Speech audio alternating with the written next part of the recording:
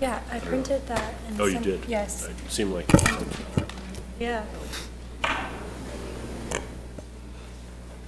Good evening. I'll call this December 10th, 2019 meeting of the Auburn Planning Board to order. We'll begin with a roll call at my far left. Matthew Duval. John Engler. Dan Carroll. Brian Carrier. Evan Sear. Stephen Martelli. Katie Boss. And absent tonight is one of our associate members, Mr. Kyle Pepin.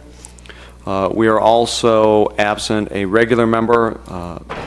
We had a member step down, and we have not received an appointment for that position. For that reason, Mr. Engler will be elevated to a full voting member of the Planning Board for the remainder of the meeting. Mr. Engler is normally an associate member and would not have voting rights, but tonight he'll be acting as a full voting member. The first item on our agenda are the minutes of the November 12th, 2019 meeting. Motion we accept the minutes. There's a motion to accept for Mr. Carrier. Second. Second by Mr. Carroll. Discussion? All those in favor? Passes unanimously. I'll assume that you abstain because you were absent from the meeting, Mr. Martelli. Yep. The next item on our agenda is a public hearing for a proposed 12-unit and 6-unit apartment building subdivision at 204 Broad Street, parcel ID number 290-011 in the multifamily urban zoning district. The Planning Board will conduct its public hearing as follows. We will receive a report from the staff. After that, the Planning Board members may ask questions of the staff regarding the topic. When the Planning Board members are done asking questions of the staff, we'll invite the applicant or agent for the applicant to come forward, share information that they believe is pertinent. The Planning Board may choose to ask that individual or those individual questions at that time. When the board is done asking questions of that individual or individuals, and they are done with their presentation, we will open up the public input section of the hearing. That is the time when we will invite members of the public to come forward and speak to the topic. After that, the Planning Board will close the public input section of the hearing. We will deliberate and make our findings. To that end, is staff ready to present their report? The Planning Board saw this proposal for the first time in August. At that time, it was for the construction of one 12-unit building. And to refresh your memory on this, the entire development, which is this whole area, sorry, the mouse is being funny. The area in there received approval in 1989 for 24 single-family townhouse-style units, and only 6 of those townhouse-style units were built, which are these 6 right here. The proposal that's before the board today is for the 12-unit apartment building that you saw in August, as well as an additional 6-unit apartment building for a total of 18 new units. Overall, the development is staying at the unit count for the 1989 approval of the 24 total units. The reason the Planning Board tabled this proposal in August was for 3 reasons. The first one was the board was looking for a more formal agreement between the Homeowners Association and the new developed units. The Planning Board was looking for an updated plan for the stormwater detention basin, and the Planning Board was also looking for some additional screening for the abutting properties. And it looks like the new proposal does address these 3 conditions. First, there's a formal agreement that's been signed by the HOA president, and it's notarized, and it's included in your packets. The agreement addresses everything from the location of mailboxes and a dumpster to paved access drives, parking areas, and stormwater runoff. Second, in the cover letter, the applicant has agreed to repair the current stormwater pond at the site that doesn't appear to be functioning. The proposed development is still intending to use that stormwater detention basin, and the developers agreed to use the original design plans to clean the pond bottom, plug any holes, repair the outlet structure, and create new outlets to collect stormwater flow from the new improvements so that it will function as originally designed in '89. Where the project is disturbing less than 1 acre, they're not required to do stormwater improvements today for these new units. So that's why they're going to repair the pond that's there now and use that.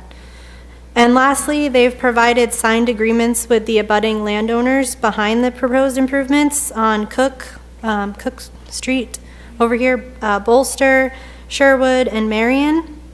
The agreement is to construct a 6-foot stockade fence, and the subdivision regulations require that the development has provisions for on-site landscaping that are adequate to screen neighboring properties from unsightly features of the development. So it doesn't specifically require vegetation or a fence, it just requires on-site landscaping that are adequate to screen abutting properties.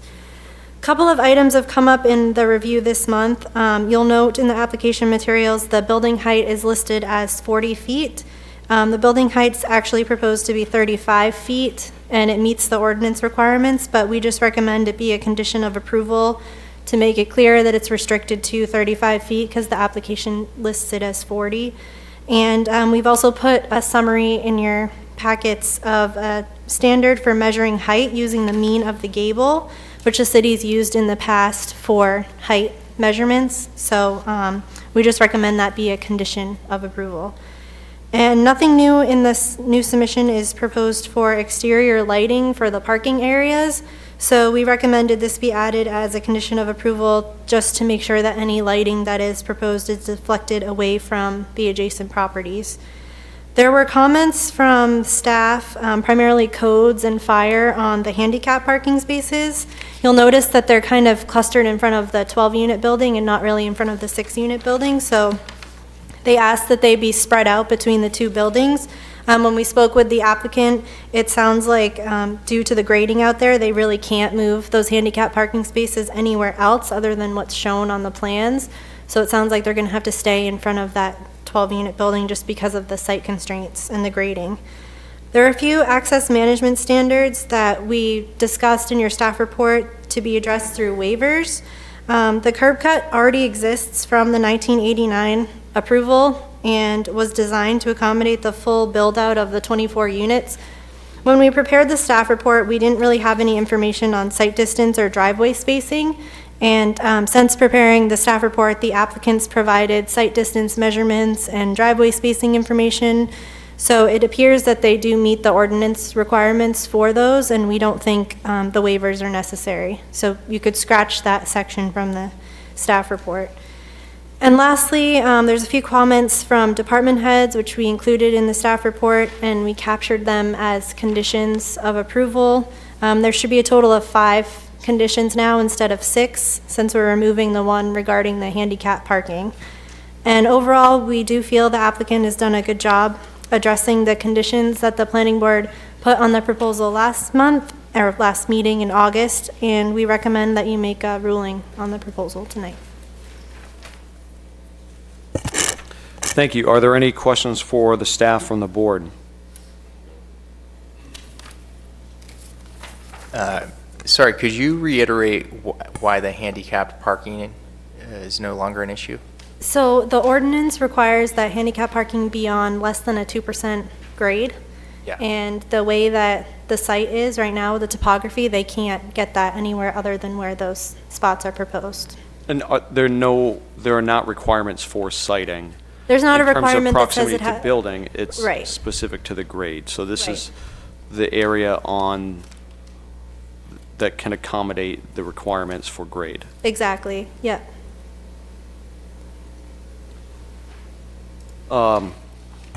And again, with regard to the pond, because that was a big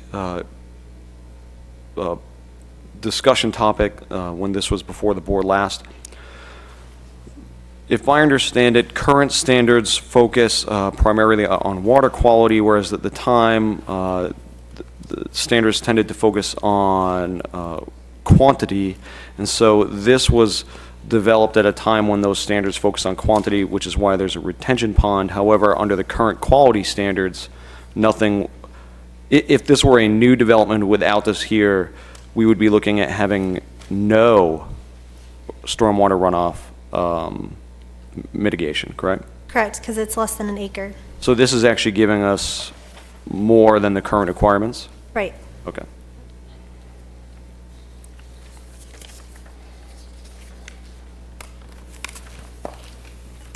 Any other questions? At this time, we'll invite the applicant or agent for the applicant to come forward. Please state your name and your capacity.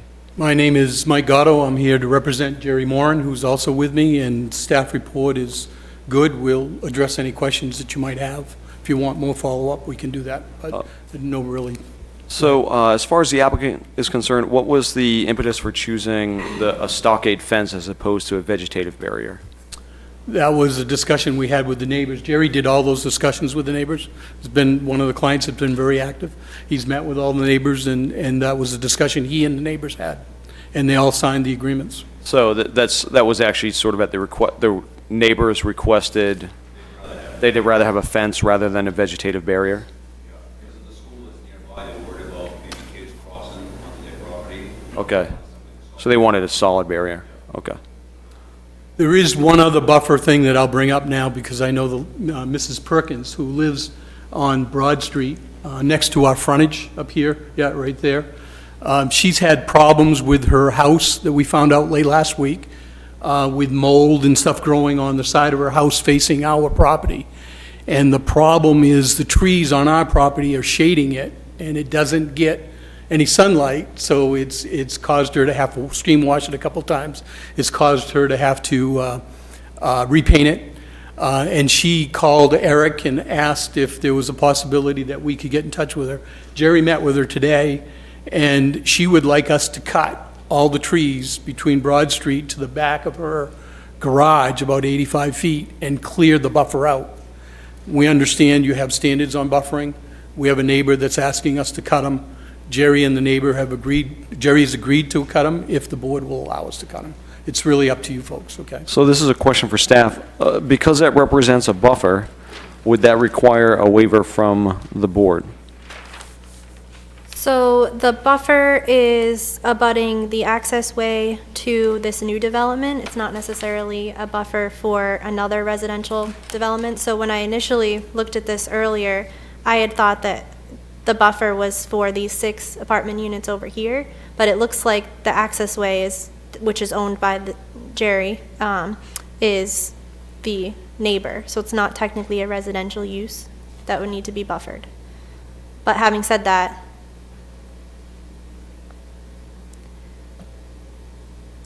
it is a buffer that's there now. It's so currently a buffer between what would The be access the way. parcel that this development would be on Correct. and a neighboring parcel. Correct. Correct. And we are Which is- required to provide buffers, so it sounds like the neighbor actually would prefer for that specific buffer to be gone. We would still either need to provide provision for a buffer in our findings, in our recommendation, or else would this require a waiver? You could grant the waiver for Would it clarification require a waiver? purposes. It would require, I guess it would from subdivision standards. As one of the subdivision findings, Right, we're required to provide a buffer, so I'm saying, right.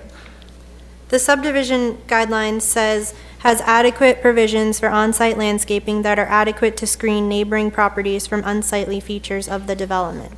so, yes. Granting a waiver from that, I just don't know what unsightly features of the development would be, you'd be seeing from here.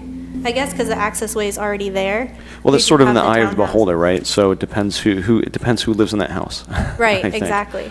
So I guess it's kind of up to the board if you feel a waiver would kind of clarify the decision-making process or not.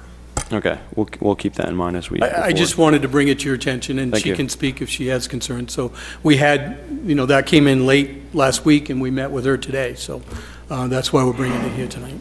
So All right, thank you I very think we much. tried to address all the other comments that the board had. Are there other questions from the board? Sure. In the conversation with Ms. Perkins, did you have the conversation about removing the trees and replacing it with the stockade fencing so that should someone else move into that property? Again, Jerry has been the good guy doing that.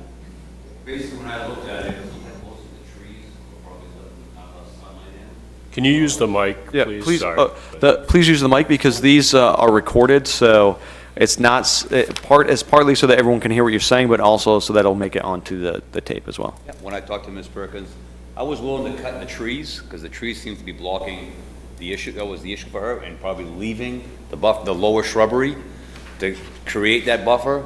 She wanted everything to go to make it look neater. I mean, she can address this when she comes up and talks about it, but I would suggest to her that the high trees is what's blocking the sun. So remove the trees, leave the lower shrubbery, then that'd be your buffer would still be there. So the question was specific to a fence, so there wasn't discussion of a fence in lieu of? Correct. If I remember right, she didn't want to have a fence there. Okay. All right, thank you. Mr. Martelli, did you have a question? Jerry, with the trees, would it be possible to,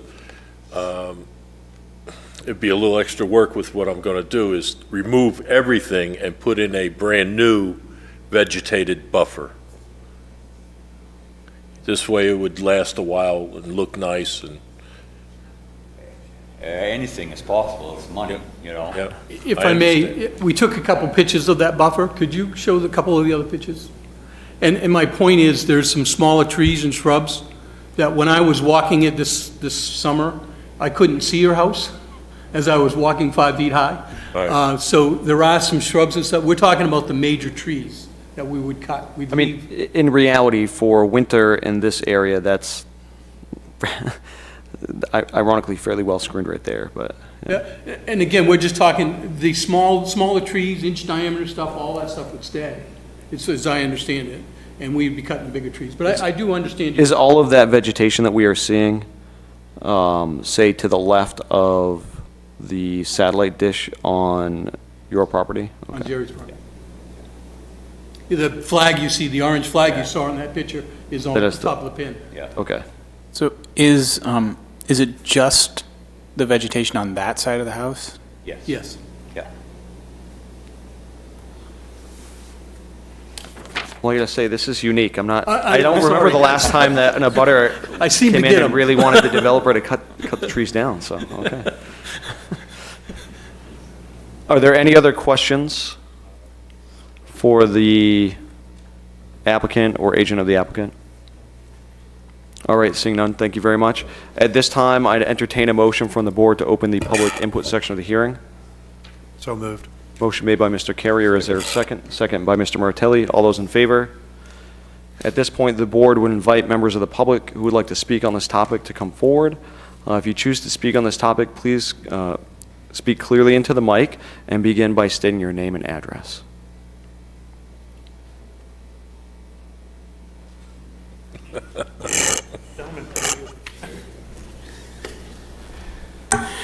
Gary Samard, 157 Cook Street. I abut the property, and I've got a few things I'd like to bring up about this project and a couple that I'd like to bring up about projects in general. First of all, talking about the buffers, I'm already hearing it costs money. When this initial project went in, there was supposed to be buffer trees put up all around the property. Hasn't happened. I've got trees behind my house that there's vines growing. It's just not good looking. It's a buffer, but in the wintertime, all the leaves go, and I can see the house behind me. The other issue is, most of those townhouses were not sold. They're rental properties now, and the clientele in there isn't the best. I've been woken up at midnight having fireworks go off. I've had a bunch of things happening down there that, fortunately, the last few years have been pretty quiet, but as the buildings get older, they tend to get a little more rowdy. The other issue I have is my parents lived on Broad Street, right across from the 12-unit apartment house over there, and we definitely saw a change in the character of the neighborhood when that 12-unit building went in. It wasn't for the better. I'll just leave it at that. A couple other issues I have is on the bonding. Is there going to be a bond for the bonding, is there going to be a bond for the buffer, and does that buffer go around the whole property? And what's the buffer going to consist of? Number two, we're going to put a fence up. Who's going to be responsible to maintain that fence? And the reason I ask that is, over the years, people tend to walk away from their projects and things get in disrepair, ugly, unfeasible, and they become dangerous. The stormwater detention drain, I'm not really sure if we still need that today with the fire safety stuff we have, which brings me, it's kind of a dangerous situation if we're going to be putting kids in there. The other issue I have about fire department access is looking at the plan, I really don't see a turnaround space, and I'm assuming the fire department approved this already, but our equipment we have in the city is much bigger and needs a lot more turnaround space, even for rescue trucks nowadays. And when we get people in there, it's hard for them to turn around and access. And in a real good situation, this should be a drive-through of some kind, not a turnaround and back up.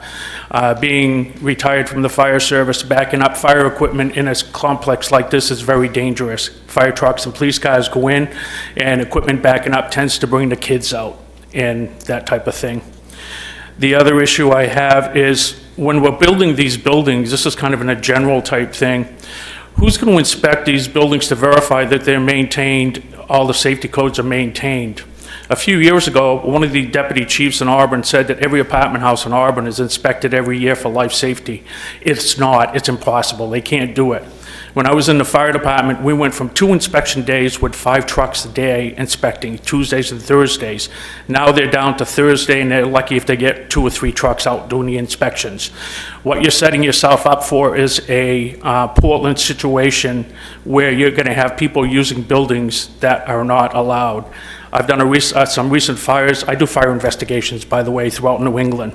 And I've done a couple fires in Portland where they've taken apartment buildings and made them into residential rehab facilities for people going back into the general public.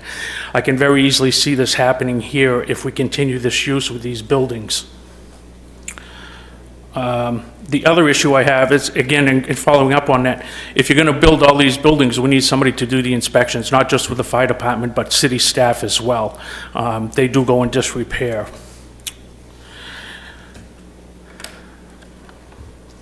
The other thing that really makes me nervous is, over the years, I've seen a lot of building owners walk away from their buildings. How are we going to guarantee that this building stays up to par as far as structure goes, maintenance goes, and everything else? Makes me nervous. Yes, this is behind my house, but I've always had concerns about these.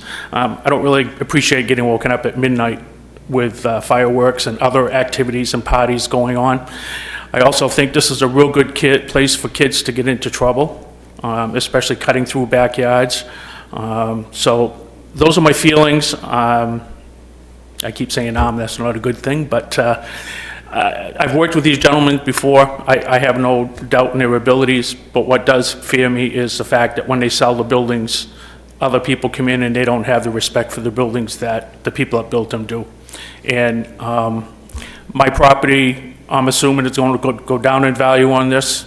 I don't have a problem with the townhouses because back then they predicted 6 townhouses with 0.4 kids in all 6 buildings. Tell me how you can get 0.4 kids, I'll figure it out. So somebody can figure it out, I don't know. But with 24-unit apartment houses, if they're not kid-friendly now, they eventually will be within a few years. So you got to take a look at the property values of all of the neighbors in there. And you are changing the look of the neighborhood. The only one we have is a 6-unit apartment building, the old Pomeranian building, the corner of Bolster and Cook, and you get the 12-unit building on Broad Street, which in my opinion was 10 pounds of stuff put into a 5-pound container. So I appreciate your time. Thank you. Thank you, Mr. Smurb. Is there anyone else that would like to come forward and speak on this topic?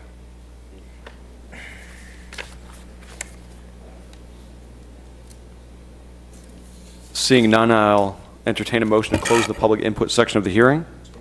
Motion made by Mr. Carrier. Is there a second? Second. Second made by Mr. Martelli. All those in favor? I will direct these questions at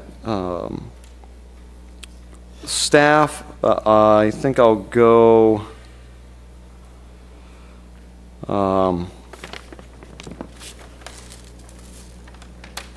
yeah, I guess I'll go in the order that they were asked. These projects always involve bonding. It's my understanding that bonding is set up to cover the cost of completing a project should a developer walk away. Is that the case? And does bonding cover the totality of the project to include things like vegetative buffers and the like? Typically, the performance bonds are for infrastructure, the infrastructure pieces of it. I don't know if it works differently in Auburn. I know in other communities it's infrastructure, but Engineering manages that here, and it's typically for all of the improvements that would have a public impact if they were not completed. The board, erosion sediment control, repairing the detention pond, those are pretty, constructing a driveway and how it connects to the street. The board could certainly ask, or have a condition of approval that we include the buffering, fencing, or screening in that bond. It's not a significant portion of the cost, but we could certainly include that. It would not be typically included, though. We would just withhold their certificate of occupancy typically, and not allow them to rent the units until they completed those. All right, thank you. With regard to fence maintenance, anything that is shown on a site plan, as my understanding, needs to be maintained in perpetuity by the owner of the parcel or property. Is that the case? Are you able to speak to that? Yeah, they did provide a signed agreement between the property owners, but I didn't see anything on there in terms of maintenance. There is also the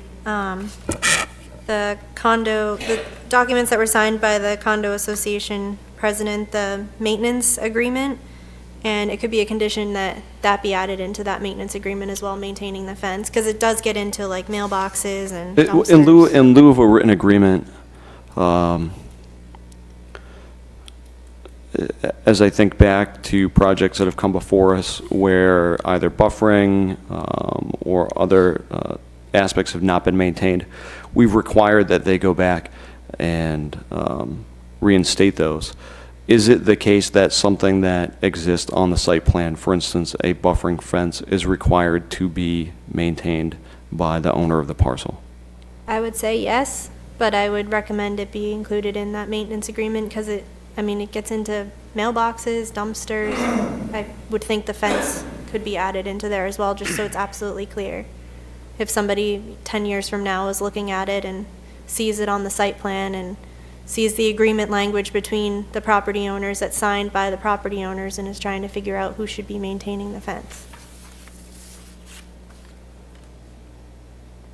Fire equipment and turnaround, I know the fire department did weigh in on this. Would you mind reminding the board what they had to say about the project? Yeah, in August, I think the turnaround that's down here wasn't here in August, and we just had the development review meeting mid-November, and David O'Connell said he was all set with the turnaround and everything that's proposed now on the site plan for access.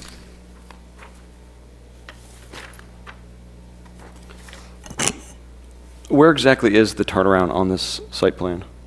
So they have this area down here, but I believe they were backing up into here and out. The applicant may be able to elaborate more exactly on how the turnaround is going to work. If you see the angle in the back of the parking lot, there's a crosshatched area on the upper side. That was put in for the ambulances equipment to be able to go up to the end and then back into that space. That will always be clear. And the fire truck, they agreed, would turn around at the T of the two driveways. And this was, and as far as staff is concerned, this is the discussion. The fire department weighed in. They already described this in our packet. But This is what they asked us to do. Yeah, he said he was fine with the site plan. Okay, so the He fire has no department. issues. Okay, thank you. Inspection of buildings over the life of the property. I understand that this is not really in the purview of the planning board. This is really more of a permitting and inspection department issue, but would you briefly explain to the board how inspections typically work over the life of a building? Yeah, sure. The fire department does do inspections of commercial and multifamily buildings. I can't speak to whether they do it every year or 2 years, but they do inspections of multifamily buildings. The Code Enforcement Division of the Economic and Community Development Department also responds to complaints, or if they notice something driving by. We have a very basic property maintenance housing code for rental properties that we apply that requires that they continue to maintain a property that meets minimum standards. We have attempted to improve our property maintenance code a couple times. That has not passed, but that's certainly something that we'd be open to over time, especially with a couple of planning board members that will be becoming counselors. That would make it easier and more efficient to meet minimum standards and also to increase the minimum standards if the council wanted to do that. But they are required to maintain them to meet minimum housing code standards. And between the fire department and the code staff, we do that and would continue to do that for these buildings. Thank you. Are there further questions? I do have a follow-up question for Eric on that. With what regularity are units seen by the fire department? I don't know exactly how long it takes them to get through every unit. We could get that information from the fire department, but they have the life safety codes to use in doing those inspections. I think it's a matter of whether or not there's enough staff out, how many staff hours you're able to put into it to turn the inspections around and complete all of them in a certain amount of time. Thank you.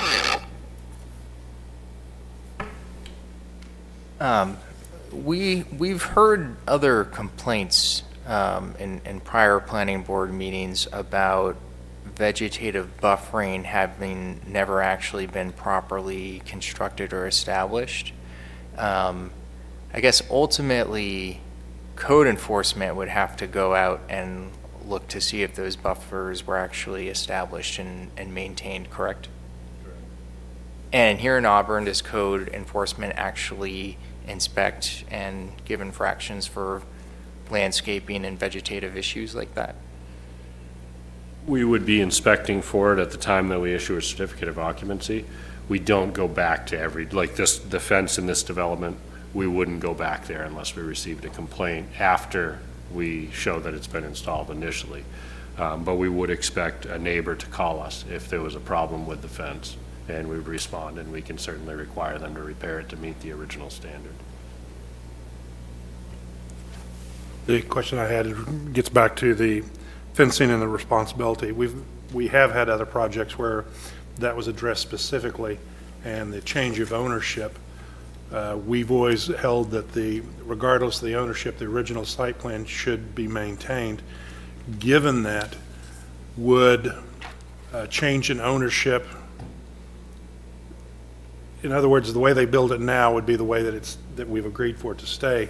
So should the abutter down below that currently wants the trees removed, there would be no recourse for whoever owns that property in the future coming back and saying, I want a buffer back. The board would have no say in regards to that because we had already agreed to this plan as it sits. That's correct. Hey, Eric. These buildings, are they sprinkled at all? We can ask the applicant. I think at least the 12 unit will have to be, but I suspect the 6 unit will have to be as well. The applicant could answer that, though. And the fire department will review those plans and require it wherever it's required. Is staff able to speak to whether or not the vegetative buffer along the, it looks like the northeast section for those abutters on Cook actually meets the original site plan specifications? We have a copy of the original site plan, but I was looking at it earlier for some other information, and I don't think it showed the buffering on it, the one that we were looking at. Let me see if I can pull it up. I think this is... It's kind of backwards from the one that we're looking at now. Yeah, I saw it, and I didn't see any... No, This does because not show any plantings. Right, because I was looking at it in terms of the Perkins property to see if there was a buffer that was there on this plan that would have to be amended, and I didn't see one. So there's probably other sheets that go with this, but we just don't have them. So I can't speak to what was... I assume this is the signed, recorded copy of it, but the other sheets that usually go along with it that aren't recorded, I don't know what they had on them. Yeah, this one was the one that went to the registry. So.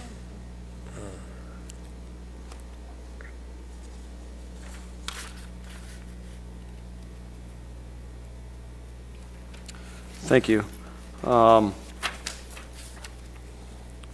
This is often a comment that comes up when we look at multifamily with regard to its impact on the surrounding neighborhood. Correct me if I'm wrong, these are market rate housing?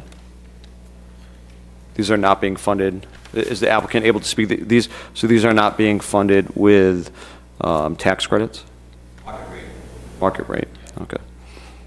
Does staff know off the top of their head whether the 12-unit that was referenced on Broad Street was a market rate project? The one during the public hearing? Correct, Yep. during the public input? I don't know. I'm We not could sure. check by address, but I don't know. So it sounds like if we wanted to do something with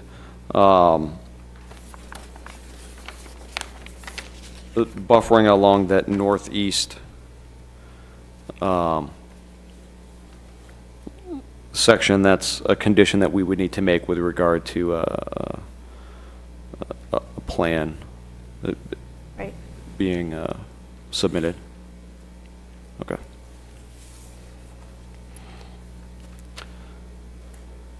Are there other questions?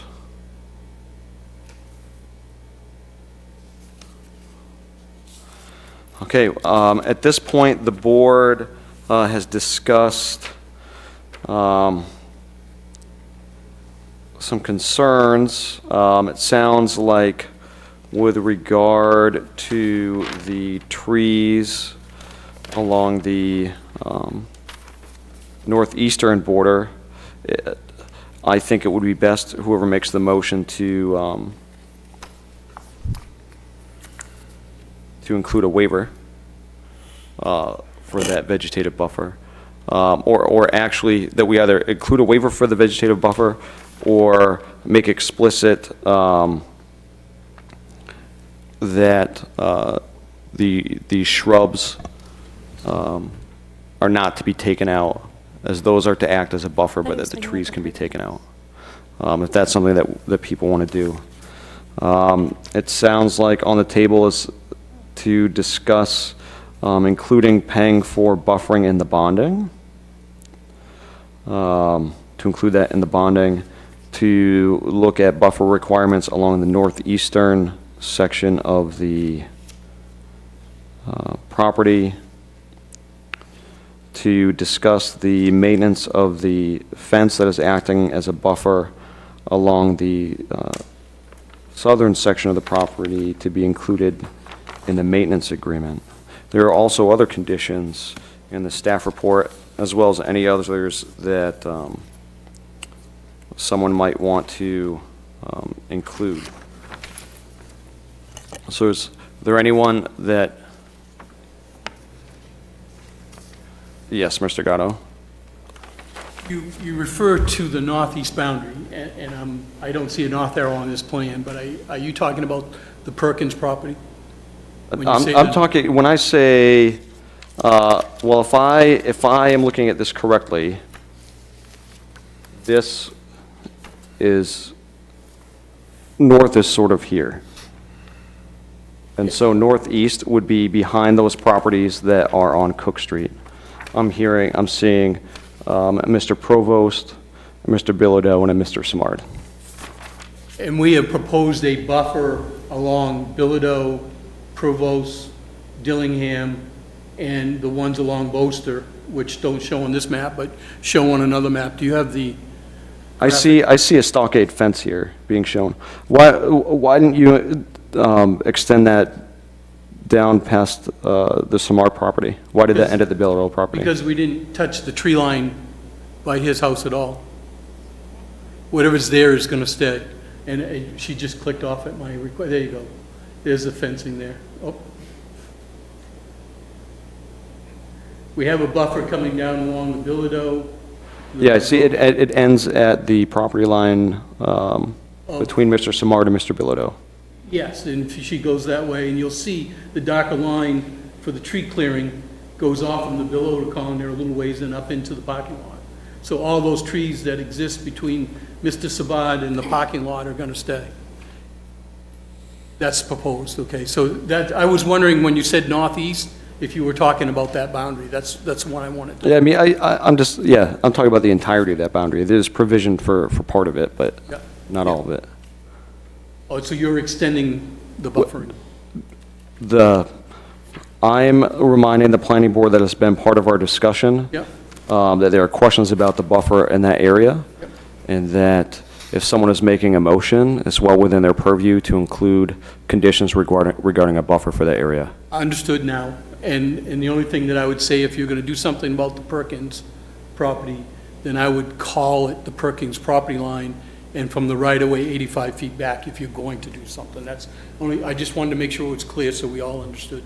We'll consult with staff to make sure that they are clear as to what our intent is.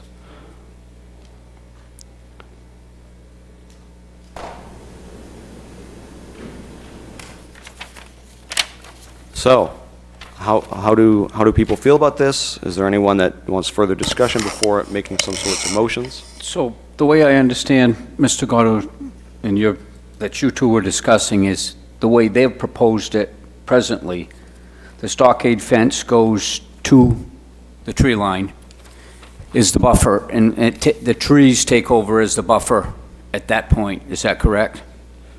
What has been proposed is a removal of a section of the tree line to be replaced with stockade fence in that section. However, no proposal, so if you were looking at your site plan, you will see that behind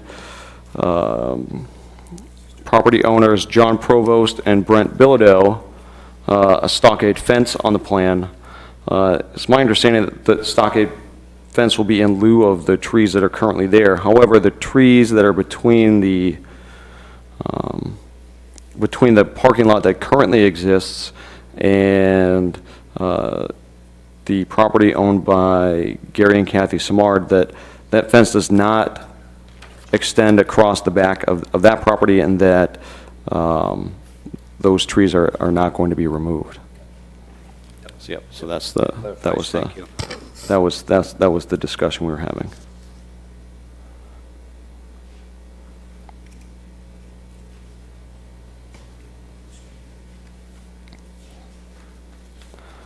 Mr. Simard? Okay, he may answer my question. There's still, Keep, the map. yes. These trees here are all going to remain. These trees, all trees are going to be cut. Okay. So these all remain, but we're still putting a fence in here. We're allowing Dillingham to use this property that we own. These trees is the current tree line for Mr. Smart, and these trees will all, and all the way down through here, will all stay. So there are trees that are being retained, and there are fencing that's being installed. So you chose to install fencing. Why not extend it all the way down? Why didn't you extend it all the way down? Because there's trees out in his yard, we'd have to cut trees to put the fence up, so we left the tree. And we weren't touching it, so that's why we left it. We maybe made a mistake. We just left it, because we're not touching the trees by ourselves. That's what we did. And we talked with all these neighbors, and because we weren't touching this, we didn't give them money. So that's the problem we got mistake. Did that answer your question, Mr. Simard?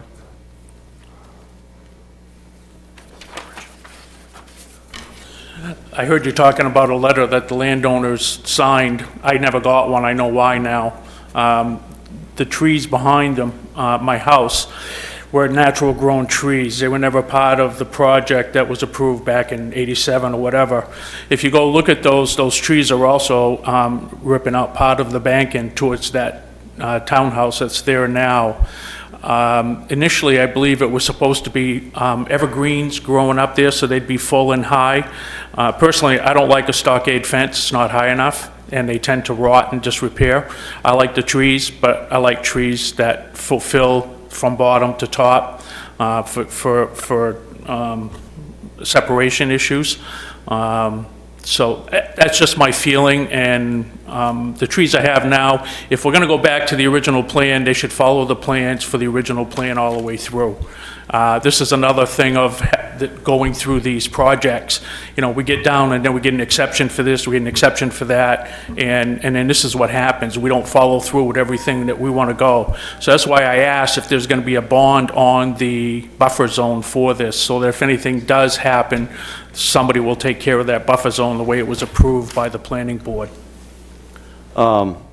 So I don't know, to answer your question a bit, we have site plans from 2009 and 2010, and they show this,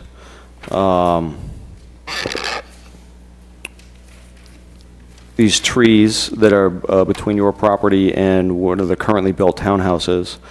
And because those were included in the site plan, those... No, those are natural, those were there when they Right, built but the townhouse. those, I will assume at the time were what constituted the buffer.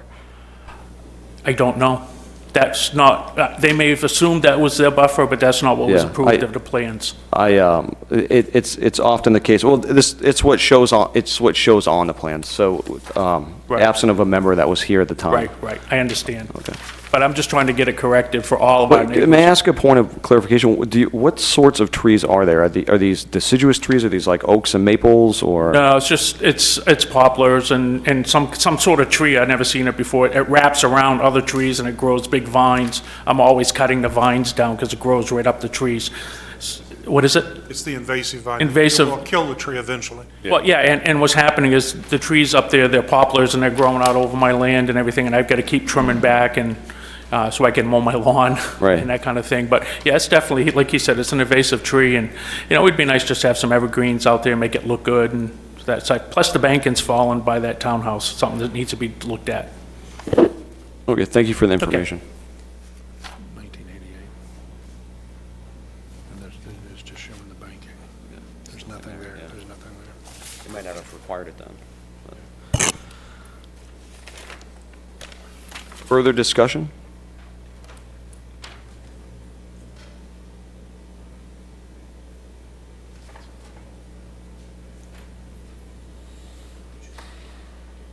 If there's no more discussion, I will expect a motion.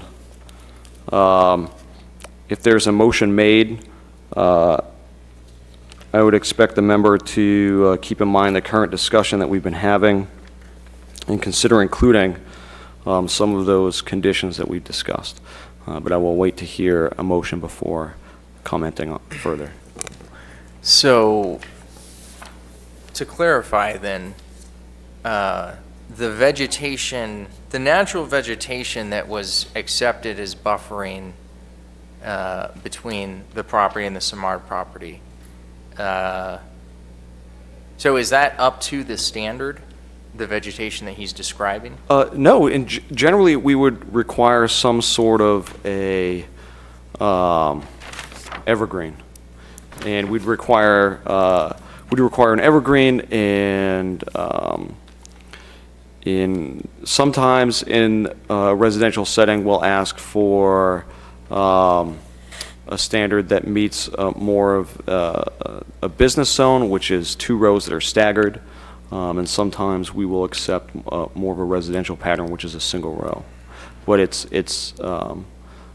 I would remind us of the property we just looked at on Summer Street, where maples were proposed to be the screening and the buffering, and we actually amended the site plan to include evergreens instead of maples. So to answer your question, no, deciduous trees are not a normal buffer that we would impose. Well, I'm not familiar with the entire property, but having reviewed some photographs in the site plan, it seems to me that the Samard property and Demers property, all of the abutters will be affected by this project. And the buffering requirements are meant to protect the interests of all abutters, not just certain ones that are most adjacent to the parts of the property affected. So based on what I'm hearing, seems to me that it would be appropriate for the board to require buffering on those parts of the property lines as well. Specifically an evergreen buffer. The buffering is provided, actually, So are we talking about doing the fence for those who want a fence and then trees for those who want trees? well, yeah, it sounds like the applicant's gone through a lot of trouble to talk to people about the fence, and it's my impression that the fence was chosen because that's what they'd prefer to see there. We're hearing from someone else who's at a butter, and I'm glad that they showed up. In absence of their discussion, I think we would have been inclined to extend the fence to provide that buffering, but it sounds like they might be more amenable to a traditional evergreen buffering that we would normally impose. But my problem that I see with it, I'm looking at the back page of the submission and not to mention the fact that looking at the original site plan, we're talking over an 8-foot hill that's in that site plan. It's over 8 foot. So if we cut down the deciduous trees that are there, are we planting them at the top of the hill? Are we planting them at the bottom of the hill? And are we cutting down the deciduous trees to plant the conifers? Well, this is a good question. This is a question I have for staff, actually. My assumption is that we would not want, given the grade of that section of the property, that we would not want trees to be completely cut out, and that it would be preferable for a thinning of some of the deciduous trees along the line to be replaced by a shade-hardy evergreen that will provide a buffer, but that wouldn't require complete clear cutting of that section. Is that something that's possible? We would generally try to minimize the clearing on the site and leave as much of a natural buffer as we can. And where it's inadequate, they could supplement with some plantings, but we would not generally expect somebody to remove more trees to plant a buffer. So the expectation is that if we were to ask for additional buffering there, it would be plantings among the trees that are already there? It doesn't look like there's much room based on the pictures, but maybe there's some room for some supplemental plantings. Otherwise, you'd have to remove mature trees to plant small ones, and that wouldn't be how we would normally. Yeah, in absence of further information, the board might need to ask for a plan that's submitted to staff. It looks like a lot of May have pines to like in the rely image. on their best judgment, that staff will review this. Because, yeah, from this picture, it looks like it would be difficult. And it's certainly not an area that you want clear cut, given the grade.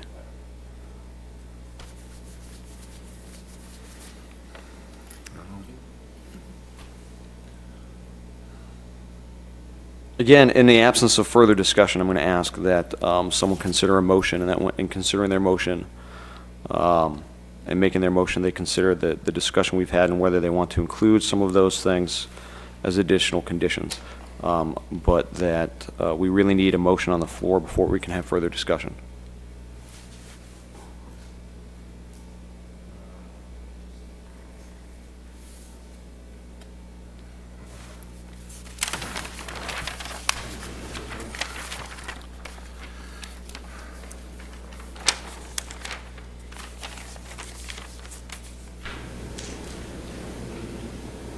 Would it be proper to make a motion to accept the first part of staff recommendation in regards to the site plan for the design standards and the curb cuts and driveway, and then address the rest of it in a second motion? Specifically, what do you mean? Staff recommendation at the back, it states that there are two suggested motions. The first one deals with general provisions of design standards, safe distance sites, and curb cuts. And then it comes back with the second one in regards to specifics in regards to the buildings. Well, so to clarify, with regard to site distance and curb cut and general provisions and design standards, it is my understanding that those have already been resolved. Correct. Yep. So that no motion is needed with regard to site distance and curb cutting. Staff has clarified their information that they provided to us. So they've asked that we amend the report in front of us.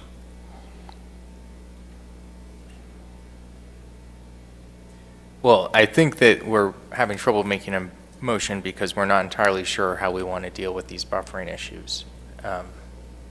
So it sounds, I think that it sounds like the fence is fine where the fence is planned to be located, but we want to include a provision that be added to the project bonding, as well as there be a provision in the agreement with the HOA to maintain the entirety of that stockade fencing. Additionally, there was an issue with the property line abutting to the Perkins lot. While some trees may be removed there, we want to have a provision that vegetative buffering be maintained, and if that requires planting additional shrubs, and so be it. And then finally, we have that northeastern area abutting Simard and I think Desjardins, if I'm not mistaken. And perhaps staff, the developer could work with staff to see if there's not a way to improve the vegetative buffering in that area as a part of this. Yeah, I think that's what we're looking at.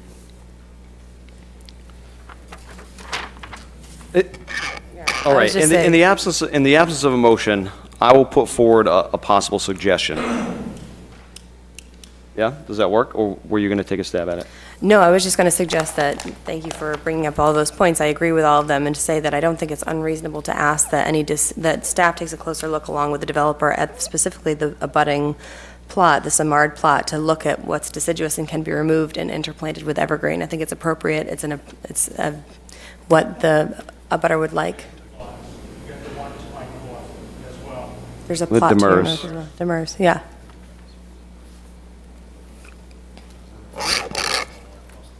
All right, since the board seems to have you got it? All right. I'll make an effort at it, and I'll take any friendly additions that we can. I make a motion to approve the construction of the 12-unit apartment building and the 16-unit apartment building, amending previously approved 24-unit condominium project from 1988 at 204 Broad Street, PID 290-011 in the multifamily urban zone, with the following conditions: that the building height be limited to 35 feet as measured from the mean of the gable. A lighting plan should be provided before the issuing of a building permit. An addressing plan I start saying, well, just in agreement with all the points given, plus additional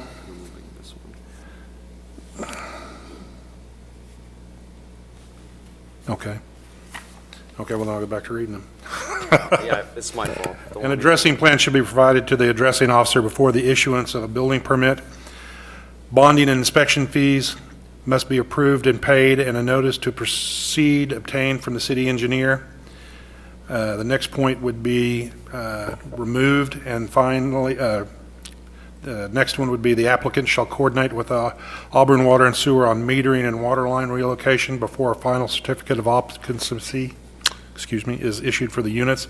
And finally, that a provision be given for the two abutters in regards to thinning of the buffer off the Perkins property to the west, and possible additions to the Demers-Simard buffer to the northeast.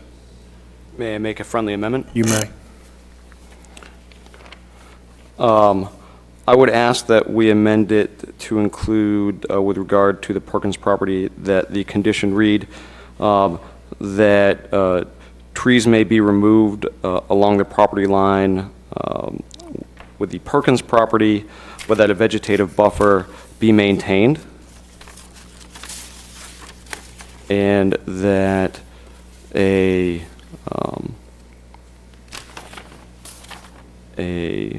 buffering plan to be approved by city staff be developed to remove deciduous trees and/or implant evergreens along the border with the Gary and Kathy Samard property and Norman and Kathleen Demers property to improve buffering. Accepted. In addition, I would like to ask that we include the condition that the cost for creating buffering be included in the bonding cost, Accepted. and that the maintenance agreement be amended to include the cost, the schedule and cost of maintenance of the fence buffer around the remainder of the property. I'll include that. There's a motion, Second? seconded by Mrs. Boss. Yes? I'm sorry, we don't abut the Demers property. We don't own the property that the condo sits on. So I don't know how we can do something on that property that we don't own. This is a good point. I guess, Mr. Carrier, we would need to make amendment to say that the condition include only the property owned by Gary and Kathy Samard, as that's the only property that this property abuts. I would agree with it. Your second, Stan? Is there discussion on the motion? Is there debate on the motion? At this time, I'll call for a vote. All those in favor? All those opposed? I have to All those recuse myself. You recuse? Okay. We marking it as an abstention? Yep. Okay. Motion carries with a vote of 601. Thank you very much. Thank you.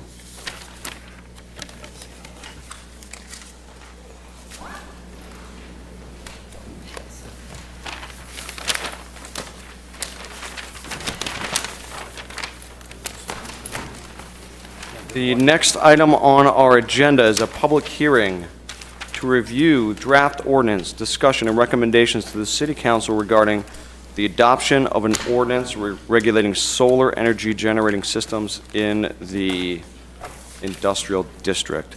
If I remember correctly, this is actually a tabled item, so before we continue, it will require that, and staff, am I correct? That this is a continuation of a tabled item? Yep. We will need a motion to take this off the table. Make a motion, we take this off the table. Motion has been made by Mr. Carrier. Second. I was gonna say, I saw a second. Seconded by Mr. Engler to take this topic off the table. All those in favor? Was that a unanimous? Yeah. Yep. Okay. We'll now take up this topic. And we will conduct this hearing as we did the previous hearing. At the last meeting, like you said, the planning board tabled the solar discussion for the industrial district so that the board could take a look at the items that were prepared in your packets last month and provide some thoughts and comments at this meeting. The same items are actually in your packets this month that were in your packets last month, so nothing new regarding solar in the industrial district. The next item obviously is solar, but for a different district, so we're going to leave that aside for now. When you're looking at the ordinance, you'll note that it has two parts. The first part is the addition to the permitted uses and special exception uses in the industrial district. That's just basically saying solar is allowed in these districts as a permitted use if it's less than an acre, or a special exception if it's more than an acre. The second part of it is a brand-new ordinance that's for what we've called solar energy generating systems. The planning board may choose to change the name of that. The new ordinance follows the same template as the wireless telecommunications ordinance, and it's designed to be a brand-new article under Chapter 60. We did put a number of questions and comments in the staff report last month to help guide your thinking as you're reviewing the new ordinance. You also have some comments this month from Auburn Water and Sewer, as well as the Auburn Lewiston Airport. And we actually have the manager of the airport here tonight to help answer any questions you may have about their recommendations. I know they've mentioned provision for a glare study and those sorts of things. I think it would be really helpful to get their thoughts on that as we're working through this tonight. So I don't have any more information other than that. So look forward to the discussion and what the board has to say about it. Yeah, so as I go through, my first question, I guess, was about definitions. What was the source for your language in drafting that section? So a lot of it came from, there was an ordinance for Portland, and then there were some ordinances from Massachusetts and Connecticut, and so we kind of pulled definitions from those ordinances that we used in the ordinance. So for example, I know we used, one of the definitions that we used was, let me go back to it, like dual use systems. That was a concept out of Portland that they had for, having solar panels cantilevered over a parking lot. So that definition came from their ordinance. And is that ordinance already in place? Has it been in place? Yeah. So has the state reviewed their language, or do you know if they've sent that to state for review? I don't know if the state has reviewed that. That's something I can certainly check with them. Yeah, I think I would feel more comfortable knowing that, if we're going to borrow someone else's, I'm all for it. It really helps us move forward, I think, and have a more meaningful discussion to see what other people are doing. But just making sure that we understand where that stands, and it's fine if it hasn't been vetted by the state. I just think it would be important for us to know that as we move forward. The second question would be under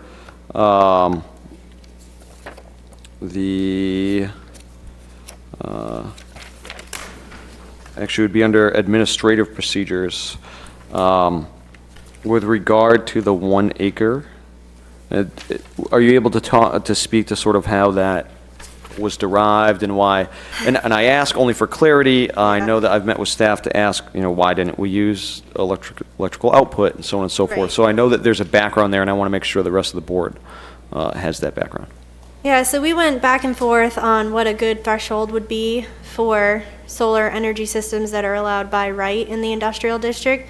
We originally had, like you said, the electricity that's generated, and then we got into how much acreage does it use for, this amount of energy generated and all of that stuff. And we realized that energy generation isn't really a land use that the planning board should be dealing with. It's really how much acreage is this project going to take, use.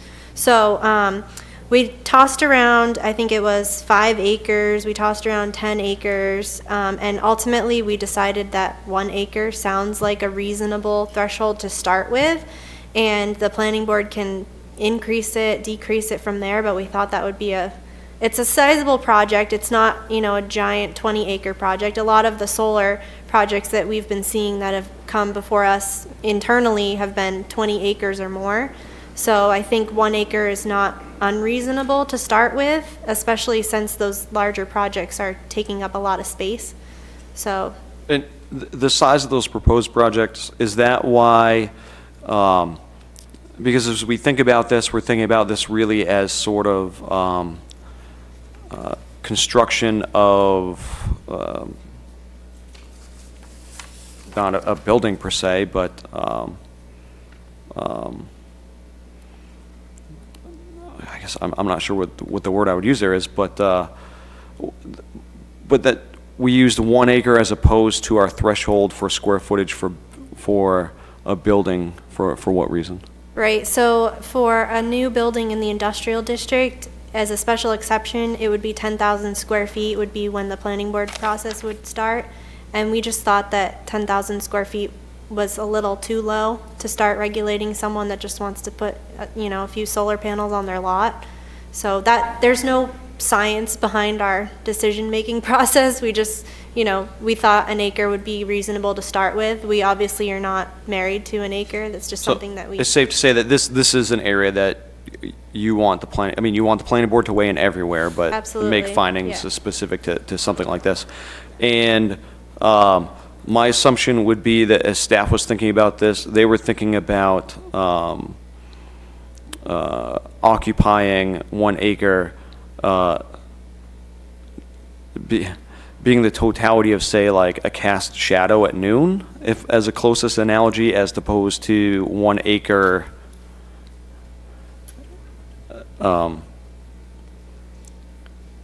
You're not talking about the section of the solar panel that touches the ground, the array that touches the ground, being the only part taking up the space? So we exempted them from lot coverage, but I think when we were talking about an acre, it was the, access roads into the development, the solar panels themselves, the total project itself, how much space is that gonna take up? Okay, so. I think we defined it in one of the sections, and I just. Right, so it's wanna- just gonna be important that when we talk about, so like anywhere we see this requirement that, that sort of be explicit. Yep. I'd like to avoid some of the problems that we've run into in the past. I could think specifically, I will use livestock.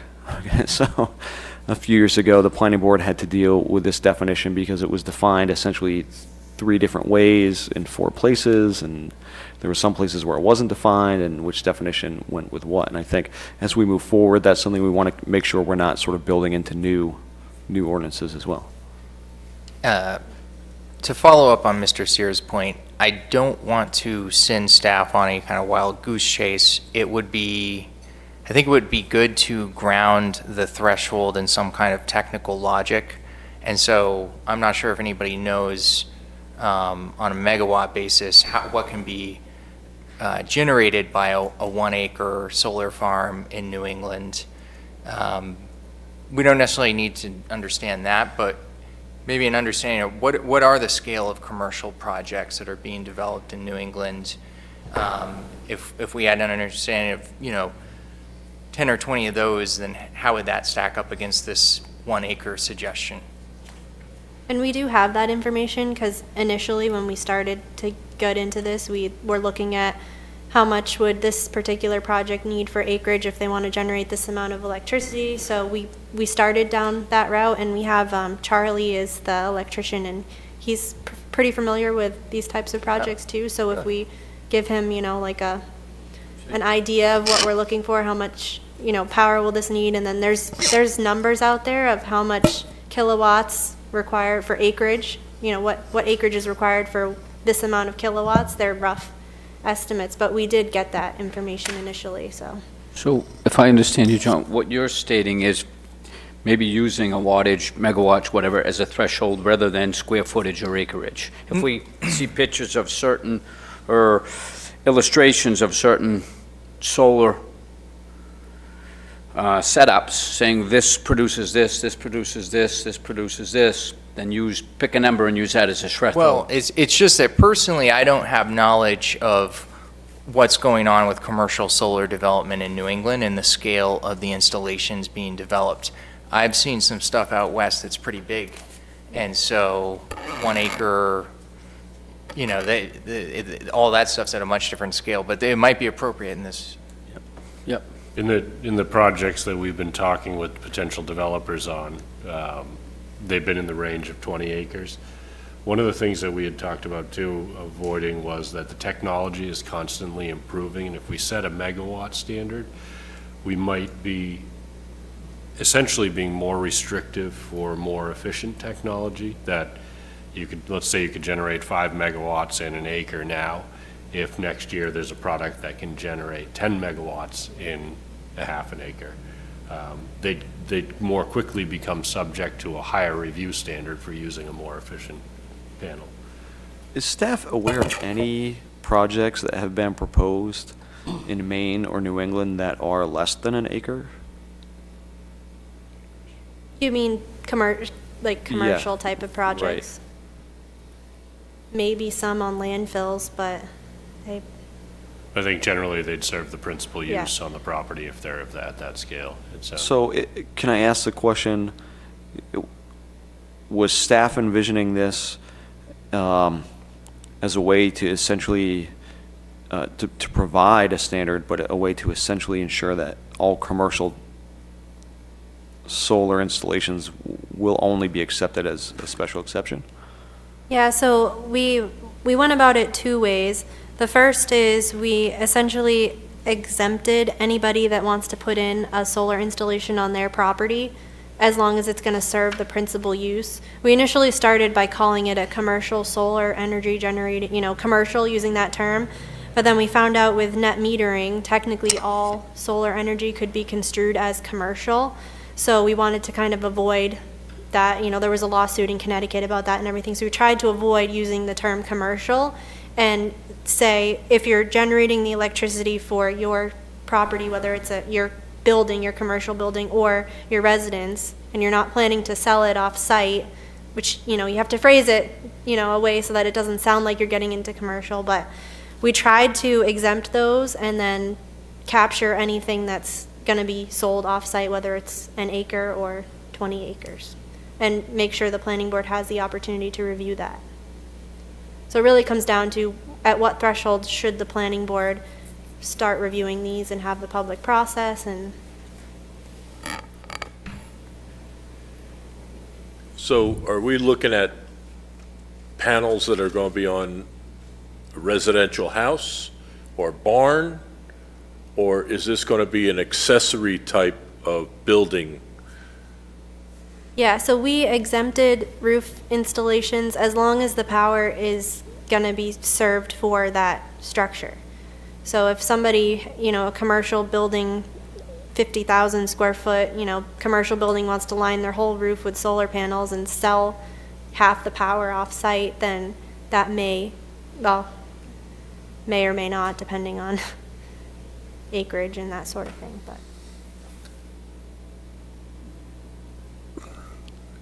So in that example, if it were on the roof of a building, but it were over an acre, then that would trigger Right.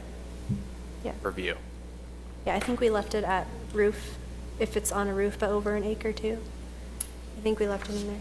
We could have said just ground mounted. But there could be a building an acre and a quarter in size that has its roof covered in solar, and all that power could be used right in that building, depending on what they're doing in the building. Right, then they'd be Right. all set to move forward with it, the way that it's written under exemptions. So if a 2-acre building, commercial, or a 2-acre building, roof's lined with solar, all power is being used for lighting or water heating inside the building. Yeah. You wouldn't see that. Okay. And abandonment was one of our primary concerns as well when we were thinking about this. A bond? So we're saying at the owner's expense, right? So if they choose to walk away from this, we take it down at their expense. Does that sort of mechanism exist anywhere else in our ordinance? Is it referenced in state statute so that we have some sort of Yeah, something that so we can? I think the wireless telecommunications ordinance has that language. I know I'm not sure for Auburn, but I know in other communities that I've been in with a wireless telecommunications facility, they put up a bond that includes the cost of decommissioning that facility when they install it. I don't know if the wireless telecommunications facilities here do that, but that's a possibility of something that. That is There- the case here. Okay. for Wireless communications Okay. towers.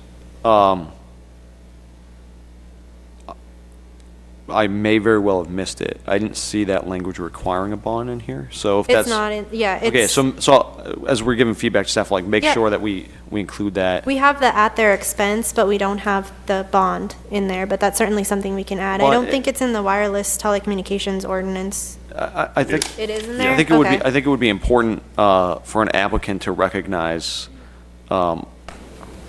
in the ordinance, so they could read and see, okay, I'm going to be required to put this bond up, because that's going to be part of their ROI calculations and determinations of whether or not they're going to move forward with something to begin with. And I think we really need to craft it too. Like, who determines what that cost? Is this an estimated cost? Is it, like, where does who determines the value of that bond? I think might be something we may not choose to include, but something we might want to think about as we're moving. And you'd forward. want to have a contingency in there for the fact that it may cost more to decommission it 20 years down the road. See, that's what I'm thinking, is that, Yeah. okay, so what's it cost to decommission something now? All right, what's it going to cost then? And also with regard to abandonment and decommissioning, am I right in seeing that, let's say something is 1.25 acres, they've been approved, assuming that this doesn't change in the next 20 years during the lifespan of the project, they could upgrade their solar panels, so maintain that use by replacing the equipment without having to come back for additional special exception. Right. Okay. Yeah, I think we put that under. Yeah, I think that was in there. Administrative procedures or, Right. yeah, non-structural maintenance, like in-kind repair or reconstruction of equipment, provided it doesn't constitute an expansion and there's no change in the land area or location of the system or equipment. Okay, we should define expansion, what we mean by expansion. Because- Physical dimensions? Yeah, because someone could read expansion to be power output, and it's highly unlikely that they would be replacing their old solar panels with new panels that only produce as much power as the 20-year-old panels. So we want to make sure that we don't limit that in the future. I'll stop talking. I've been talking for a while, so. That's all right. Other feedback from planning board members with regard to things that staff could work on as they bring this back to us. So I guess just a question with regard to a potential scenario that Mr. Sear was just discussing is if somebody replaces new technology, comes out 5-10 years that's far superior to what exists, to get ROI out of it, they can decrease the size of their solar array, like the physical Right. spatial size of their solar array. What happens then? What are there any requirements for maintenance of the site around removing the no longer commissioned, or the panels that have essentially moved out of commission? Does that make sense? Right, yeah, the way we have it written, we get into expansion. We don't really have any provisions for a reduction in space. So you're talking about if somebody had a large solar panel and then new technology came out and they could reduce the size of it like in half, they can remove that larger panel and put in the smaller panel without having to go before the planning board. I would think they could do that under the ordinance language that we have proposed, because it's not an expansion. But at what point does abandonment kick in? Oh, you Is it mean if when they they were walk just to- away completely Yeah. from? So, let's see. At the end of the useful life of the solar energy system. So, So it's the system. the system. Got it. Yeah. Okay. But that is a good point about the, Well, I guess, right, because it does make, let's say someone's leasing and they're saying, okay, well, we've looked at this and we've realized, we've decided instead of replacing all of our solar panels, it makes more financial sense for us to reduce the total number of panels we have, but replace our panels with more efficient panels. So what happens to those other panels? I guess the way it's written now, they would have to remove them at the end of the life of those panels. But if someone were to say, try to renegotiate a lease with the property owner to say, instead of lease 100 acres, now only lease 75 acres, that the 25 acres that was developed should be addressed, I think is Yeah. the concern that I was hearing.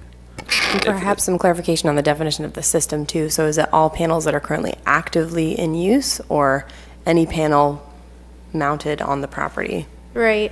So for abandonment, we defined it as the date at which the solar energy generating system has been out of service, so out of service, meaning they're not using that panel anymore, for a continuous period of 12 months.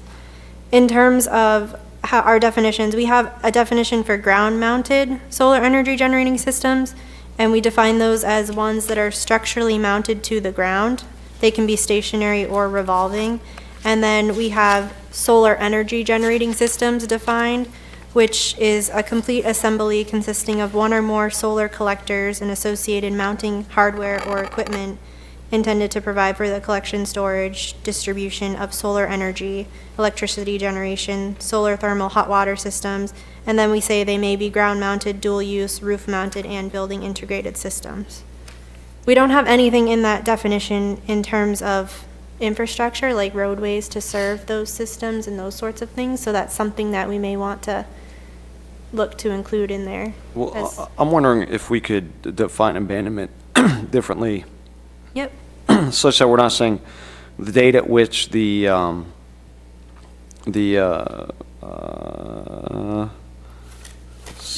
CSEGS has been out of service. Personal preference, I would rather not see an acronym. I understand it's in there because we haven't decided like on the exact terminology. Yeah, So, but yeah. once we decide on that, has been out of service for a continuous period of 12 months. I'm wondering if that can't be somehow revised to say which that system or that system or any part of that system, such that so that if there's a part of the system that's been out of continuous use for a period of 12 months, then that falls under abandonment.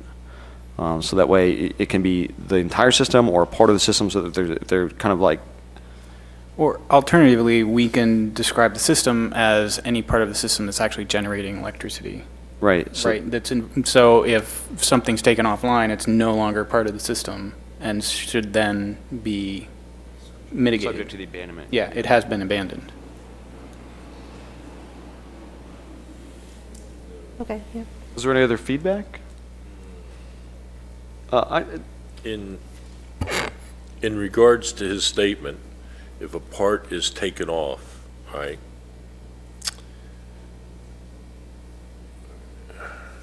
Why is it taken off, all right? Is it taken off because its maintenance needs to be upgraded and they're waiting on parts and the amount of time that it is offline? So, Well, it's saying 12 months here, so they have, I mean, you know, if they're taking it offline for 8 months for maintenance, Yeah. it wouldn't be subject to this, but. right. And then foreclosure of the property owner? Would that have anything to do with it? Well, I guess that's the question. It doesn't concern itself with the property owner and those finances and whatnot. I guess it would be if it's been out of continuous use for 12 months for any reason, it doesn't matter what the Right. reason is, then that would be, I think that's what's written here, but. Yep.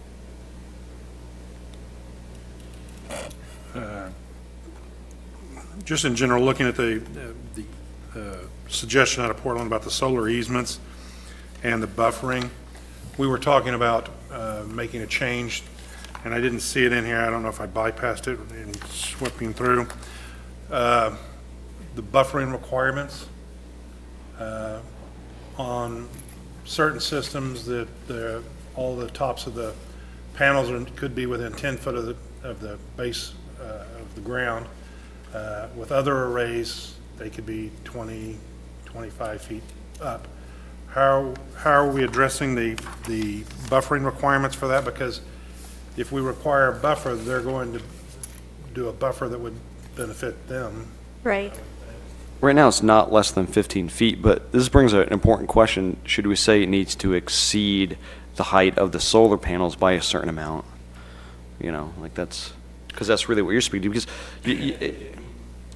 There's tension with easement, solar easement. There's tension between visual buffering and solar easement, right? yeah. Right. That's why Portland was addressing it, that you should get an easement from the surrounding property owner so that you don't lose the sunlight. Because if they are growing oak trees, within probably 5 to 10 years, you've lost your solar output because the oak trees will be taller than your arrays. And I don't know if that's something the planning board would necessarily want to get involved with as part of the review, or if that's something that you kind of want to leave up to the developer to obtain those easements on their own. Well, I brought it up solely because of the fact that what we're going to require them Right. for a buffer. Yep. And we don't have anything, sorry, go ahead. No, that's fine. We just have to be careful about telling them that they have to have buffers and put in evergreens. Right. Evergreens grow to 30 feet. Yeah, Depending on the evergreen, you've blocked out part of their array. right. So I think there has to be something in what we're telling them that they have to provide for buffer, and then the setbacks, or, their minimum setbacks for what they need to be able to continue to get the sunlight. Because I don't want. Yeah, we don't have anything in the ordinance about height, in relation to the solar panels anyway, so that may be a good addition to the buffering standard. Every application would be different. Because you'll have some stuff that will be posted like Here on could the be. hill and the trees, if they're here, the sun's, in the west, whatever, Yeah. it's all Yeah. convoluted. Well, and another thing is that you could put some of these panels in a rocky area where it can't be farmed or anything like that. So they gain off of the trees that they would cut, right? They gain the lumber price off of that. And then they put the panels into the rocky area, it would work out good for both sides, so. In that instance, yeah. I mean, I don't necessarily think that we should require that developers get an easement from neighboring properties. I think that should fall under their own business model, and if they are interested in pursuing that, then that's up to them. I don't think we should require it. And I feel similarly about the buffer, unless it's adjacent to a residential neighborhood or something that's really, distinctly different from a solar array, primarily because it's more of a burden on the developer, and also because I think that it's nice as a community to be able to see solar arrays, because it should motivate people to look into alternative sources of energy. It makes a statement about our community, about what we are prioritizing. So I feel similarly about buffers. Buffers are difficult, yeah. It would be in keeping with the rest of the industrial district, because we do require buffers around industrial buildings, right? Specific types. And specific types, and so that's a discussion that's going to have to be had going forward. Like, does it make sense to put a buffer here? If we are going to put a buffer, what sorts of buffers do make sense, right? Is this going to be treated differently from other uses? Because all other uses do require a buffer, right? So, but we're going to say like this one's different. So those are things that we're going to have to discuss as we move forward. Is it possible? So we're going to have to give staff some direction, coming right up here, so that they can develop something as we move forward. Because we've really just given them a lot of like rambling discussion. So with specific to the buffer, I think that one of the things the planning board, it sounds like, is going to want is if staff is able to find language with regard to buffers for currently existing ordinances dealing with solar power, if there is readily available information about the use of buffers in these situations. The planning board, I think, will first have to determine whether we think there needs to be a buffer or not, but I think part of that determination will come from understanding what sorts of things are normal for these types of developments.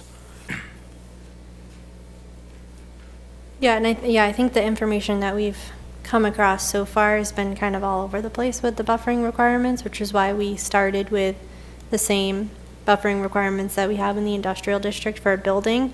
Obviously, understanding that a solar panel will have a lot less of an impact than a building will, so.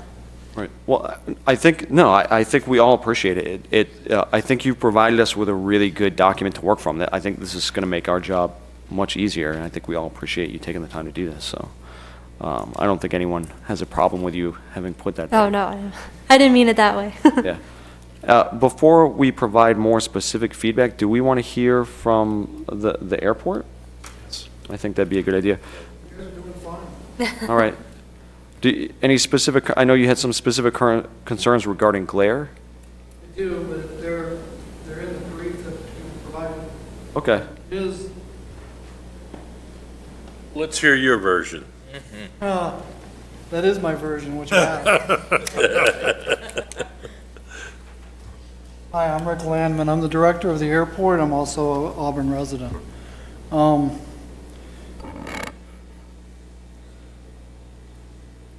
The main focus at the airport is interested in is preventing, first off, what I call in the brief, ocular damage, vision problems. You can actually get retinal damage from these things if they're magnified enough. I don't know that we live in an area up here this far north where that can be pervasive, but I think it can still happen even this far north. That would be something I would suggest to you that might be something you really want to consider even for residential. My main focus, though, is the approaches to my runways. There are other places around the airport that I'm concerned with in the way they're developed and all that, but if you set up a 20-acre solar array like the one that's going to go into Lewiston Junction, and you point it in the wrong direction, you conceivably could shut down the airport most of the summer. Now that's far-fetched and probably not a great example for your purposes, but it is possible. The glare that's reflected back could prevent people from being able to see where they're headed, and that's my main focus. So I am a proponent of solar. I think it's a thing that we should have been doing a long time ago. The technology's been there a while. But at the same time, we need to make sure that we don't cause other people problems, either with glare, with glint, which that's the quick version. The diffusers that they've got now are better, but there's still glare available. It still causes damage to the eye if there's enough of it. And all these things are something that I think you really need to look at, not only for the industrial zone and the larger megawatt facilities, but also in the residential. So that would be, I think that's my one comment, beyond what you have in your packet. Yep. I agree 100%. And if I'm hearing, I know we're discussing industrial, but while we have him here, there are many residential homes that are in your flight plans coming in and out every day. Absolutely. So if a guy just wants to put, granted, a small solar panel on his roof, not a problem, but it is it's almost like anything would have to go by the airport, run by the airport personnel first to see if it's going to affect them. The city does have an airport overlay as part of its zoning package already, and I would suggest to you that, you know, the requirement for staff would be to just have the glare study done before any solar panels were put up in that overlay area. The north end even of brought out a town. little bit further from the overlay, depending on the angle they were tilted? No? No, sir. Okay. I think Thank as you. long as you take care of what's in the overlay, that's going to be enough, and the 2-mile radius, I think, is going to be plenty. Okay, that got right to my point. At least for my purposes, protecting the airport's approaches, that would be all you would need. Okay. You know, if you were going to also worry about what goes on at Twitchell's or maybe the heliport over at the hospital, you know, you might want to go a little further than the overlay, because my airport overlay doesn't cover those areas. But that's up to you. That's, you know, my main focus is protecting the airport. Yep. Good point. Excuse me, I noticed that on part of the thing that you'd given in, you've only got 4 and 22 on here, but it would also be off 17 and 35, correct? Yes. And do you think that the FAA program would be sufficiently address the issue in the overlay? I mean, I don't know what's entailed in it, but do they come in and do an overlay of the airport and say, okay, they should be at this angle in this section of the I don't know how that would. They don't describe that, they don't prescribe that. What they do is require a project inside the area to have a solar glare hazard analysis done, and that report then suggests where extreme damage could occur to the eyes. It suggests a potential for it, or then it says that there's a low potential. So what we're looking for is like what we just did with the facility that's close to the airport now. You just simply run the glare analysis. It comes back with low potential, medium potential. If you have to mitigate something, maybe change it and run the test again, that's all possible. If I may for just a second, my example for this, for the state of Maine, would be Sanford Airport in Sanford, Maine. They've got 117 acres that are going to be wrapped up, that's actually inside the fence on the airport, that are going to be paneled for solar power generation. It's a 50 megawatt or more facility, depending on when they finish building it out. And all of it coexists with a very active airport. So, I mean, it's possible to do this. The glare study that they did, there was a few adjustments that had to be done, and there was only one area that they could not allow panels to be put because of the way the sun goes across the airport. But that was it, and everything else worked great. And I'm suggesting we can do that also, but we just have to set the rules. Would this be in general, like you're going to do a site and you're going to say this whole area is the site, or does it have to be site specific? It should be site specific. Yeah, so if you're going to put your one panel on top of your one roof on your house, if you're inside the overlay, it should be just part of the change to the building, that be put there. I also suggest that because the panels are solid, they do change the way that the fire department can attack a fire sometimes, especially if it's in the higher parts of the building. So that may also be something you would want to look at, especially if you get into the residential zoning. So.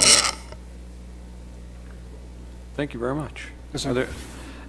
Is it possible for staff to include in their draft next time some language that would incorporate this idea of including the FAA study for those properties inside the overlay? Like what that language might look like? I think that would be helpful for us to think about. Also, so before we move, so we wanted to hear from the airport before we move forward, making some more specific recommendations, but I also think it would be appropriate to hear from the public if there's anyone in the public that would like to speak. So we are in a public hearing. Before we move any further, I entertain a motion to open the public input section of the hearing. Motion by Mrs. Boss. Is there a second? Second. Second by Mr. Carrier. All those in favor? Mr. Sylvester, would you like to speak on this topic? I'm a pilot. I'm Bill Sylvester, South Auburn, River Road. That's interesting about that glare. Lots of times you land downwind just to get rid of the sun glare. So if there's an issue with solar panels, that's pretty serious, and they do coexist. Sanford has got the thing, so seems so that it could work out all right. Now, are we still open on the other one about the solar panel, 1 acre solar panel? Yep. Yeah. That, of course, around that, if you have conifer trees close to it for a buffer, an acre is about 209 feet square, right? So if you've got a 30-foot conifer there, you could easily cut that capacity a lot. And you'd only have like 6 hours of sunlight in a 12-hour day there that would be getting on the full panel. So that's serious. But a 20-acre one, you could have 100-foot trees around it and it still wouldn't affect it much. Just like to agree with this guy and offer a comment about the other thing. I've got a comment about the other one too, but I guess it's too late to talk about that. Thank you very much. I assume that there's no one else from the public that would like to speak on the topic. So I'll entertain a motion to close the public input section of the hearing. Motion to my right, is there a second? All those in favor? All right.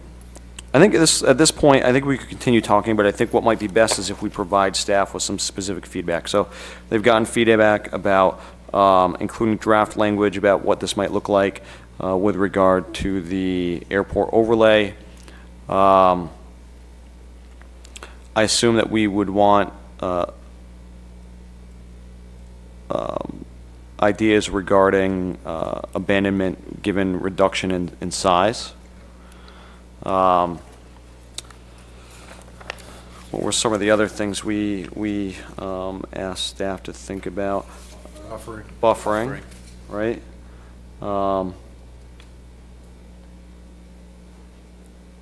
So there is no height limit at this point? Not for solar panels. Well, there's building height restrictions in the zoning ordinance, but I don't think a solar panel would fall under building height. So technically, there are no height restrictions. So I think there probably should be a height limit. Yeah, I think that should be discussed. Actually, specifically for a couple of reasons. One is Mr. Sylvester's comment. Because of just the geometry of a certain site, it might behoove people to put the array up on long poles, sort of fly it in the air to get it higher above tree line. So that would be a big issue.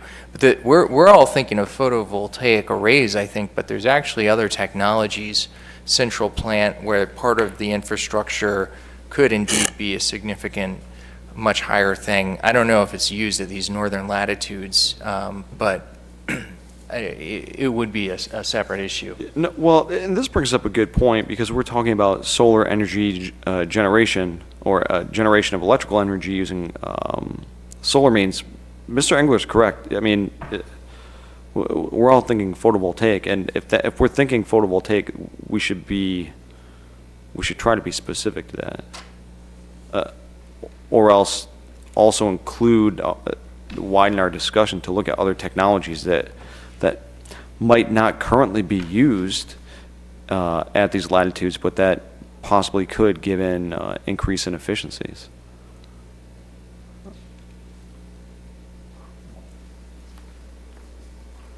I realized, sorry, we did actually define total height of solar energy system. We just didn't use it anywhere. So we defined it as the total vertical distance as measured from the average elevation of the finished grade adjacent to the fixed base of the support structure to the highest part of the system. So it's defined, it's just not, It's defined, it's just not used in terms of you can't have a solar panel, a ground-mounted solar panel higher than 35 feet or. So that's a discussion that we're gonna need to have next time. And if possible, is staff, for each one of these, can we ask, and I know that you guys were probably looking forward to doing a little less work, given what happened last night, but just do a small amount of research regarding what are sort of average heights these things tend to be, right?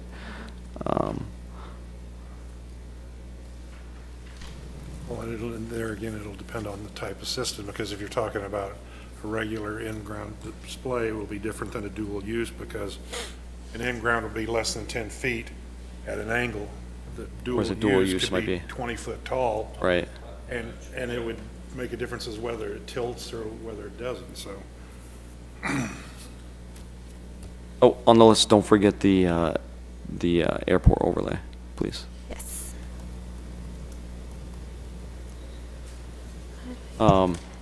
Also, thinking about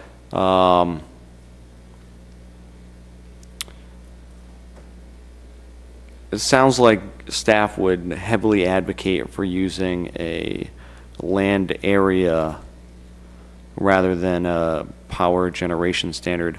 Yeah. But if we're doing a land area, we'll need to define exactly what that means. Like, how is that described? How could someone building one of these say, easily understand that is the 1 acre inclusive of setbacks to buffers? Is it like right up to the edge of the panels? Does it include the area underneath the panels? Is it only the bases? Because that would be a much larger area than 1 acre if you're only taking the. Right. Thinking of it and how, somebody might plan it, I think using the square footage of the actual panels might be the easiest way. Actually, yeah, that might be yeah. If they got a 20-acre piece of land, they still might only put a 1 acre panel on it. True. So we don't have to look at the whole 20 acres. I think we'd look at the size of the panel. Yeah, I think these are things that these are coming up with these we're gonna need to think about these as we're moving forward, yeah. Other things that we would like staff to consider as they move forward with amending the current draft. So I see staff has given us a bullet about lot coverage. Yes. And exemption. So if somebody purchased, say, a 100-acre lot in the industrial area, and we had an exemption, they could just clear the whole thing if it were forested, right? For a solar project, yeah, we didn't put anything in there for lot coverage, so they could technically cover the whole 100 acres with panels or roads. I think the industrial district itself has, 75% or 90% lot coverage restrictions in the industrial zone itself, so they'd still be subject to that. But for solar on its own, they wouldn't have any restrictions for lot coverage. But I thought the point is that there could be an exemption and then the 40% industrial district restriction would not apply. Correct? Or That's not how I intended it to be, but if it reads that way, I appreciate you letting me know so I can, unless the planning board wants it to read that way, I didn't intend for it to be a exemption. I think as you think through how you would apply these additional standards too, keep in mind that it would be whatever threshold you set. Right now it says an acre, but that can be whatever it needs to be to accomplish your goals. You'd also be applying the special exception criteria, which gives you some latitude to deal with, impacts to abutters and affecting value in the neighborhood, that kind of thing. Oh, on the list, the concept of how we could integrate bonding for the cost of abandonment. The way we've done it in the communications tower ordinance has worked. Yeah, maybe we could just see that language put here, and that would be a good place to start from. We've relied on a letter of credit from a financial institution rather than a bond. In most areas, when there's a performance guarantee required, which that is, it usually gives them the option. But in that tower ordinance, it's very specific to a letter of credit from a financial institution. And I think that was because the federal government was requiring the same thing back in 2009 when we put the ordinance in place. So it was just having a second payee named on the same. That's a good question. Are there federal or state requirements around the abandonment of these facilities? So we'd want to make sure that we're not in conflict, at least. Is there any other feedback that members of the planning board really want to be included in the next draft? So the impetus to develop this ordinance is that there is some interest in doing developments in Auburn, correct? Correct. Yeah. Those are using PV panels, correct?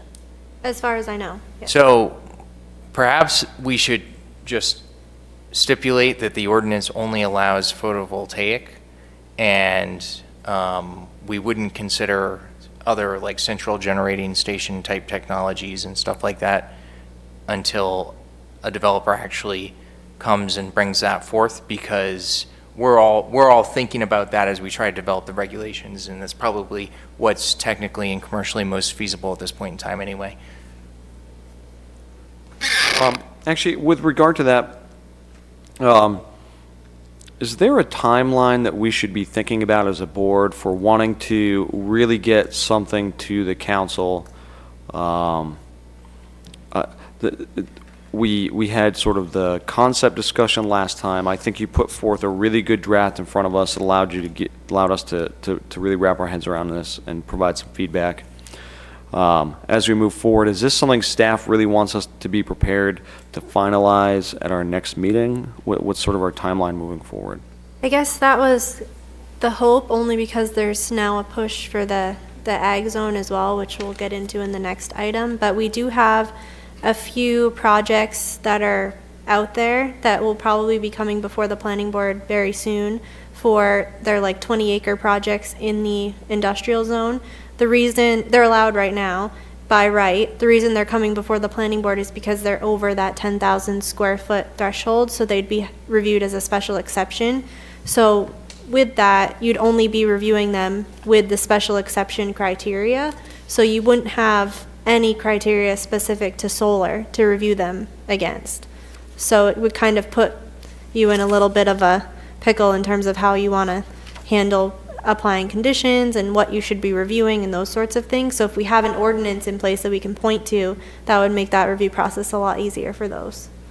So I think that's the main push right now. I know there's at least 3 or 4 out there, and I know 1 month, 2 months, 3 months. Hazard a guess. I'd be surprised if you didn't see one in the first quarter of 2020. yeah. So Next it's few reasonable months. to say that we could still get ahead of this if we plan on trying to finalize a draft next meeting, unless something crazy comes up, so that we can get something to council and be ahead of that. Does that seem reasonable to the rest of does the rest of the board feel like we've given enough feedback, and if we get some of that feedback, that we can probably feel comfortable approving something next time? I know it's hard to say that we will feel comfortable. I mean, I That's not what I'm think, looking given for. John's recommendation, I would feel more comfortable if it's just specific to the technology that's being proposed Oh, today and yeah. not trying to go down the rabbit hole Yeah, of. I agree. Yeah. Right. Yeah. But do we, okay. Does anyone want to add anything else to this list before we? I'm not sure we answered staff's question on coverage. Yeah, thank you. Yeah, I know, we didn't answer your question. You're asking us if we want, how we want that coverage.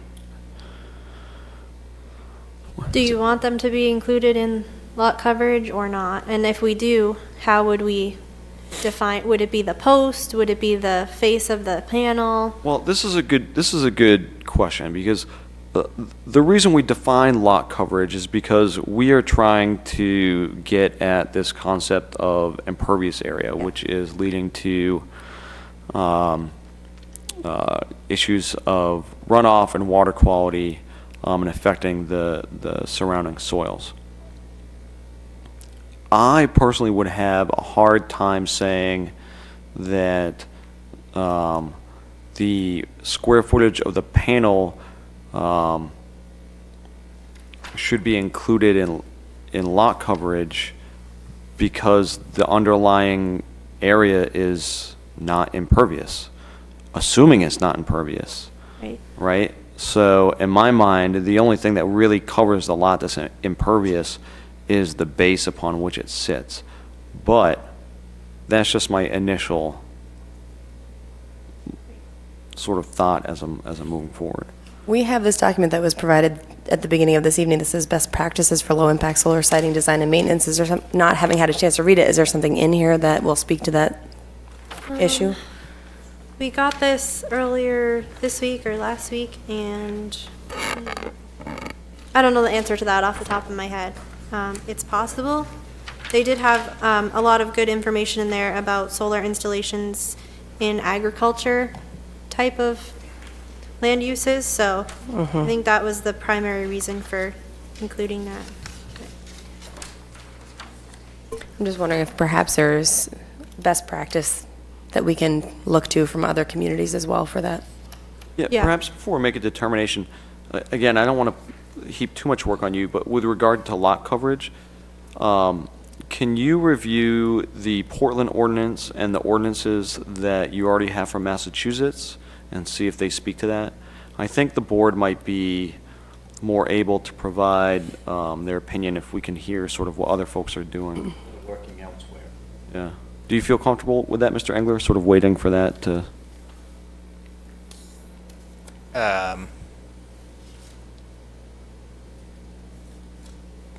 I'd say so, sure. Is staff comfortable with waiting for a determination from the planning board? I think it's the sort, I think it's the sort of thing that determining whether it does count for lot coverage or not does not represent the sort of edit that we can't make in a meeting. So that's why I think I personally would feel comfortable if we waited, but if staff has a reservation about that, I'd like to hear. Associated with this, I'd be curious about what's required for the access road network, what material the road may be constructed of, because ideally it would be pretty minimalist, perhaps. I mean, obviously there needs to be access for first responders, but, I'm just thinking about like transmission lines out in the forest. It's not like you need a paved or even well-maintained gravel road traveling along underneath. Several other electric farms, they use the outer buffering area, quote unquote, as the service road and put all of the panels inside, all right? One thing that you ought to look at is Great Adventure down in Jackson, New Jersey. What they did with they wanted to put a 20-acre farm out there. They wanted to cut 20 acres of trees. All the neighbors went ballistic on that just to put in panels. So what they did was they went to the parking lot and put in a T-frame and put the panels on top so that your cars can park in the shade. So it made sense. So My only concern, I don't mean to interrupt anybody, but unless it's a dual-use system, I think that as much of the lot as possible should remain pervious. I don't think that we need to be adding to any more impervious surfaces, whether it be in the current industrial zone or, in any future use in any other zone.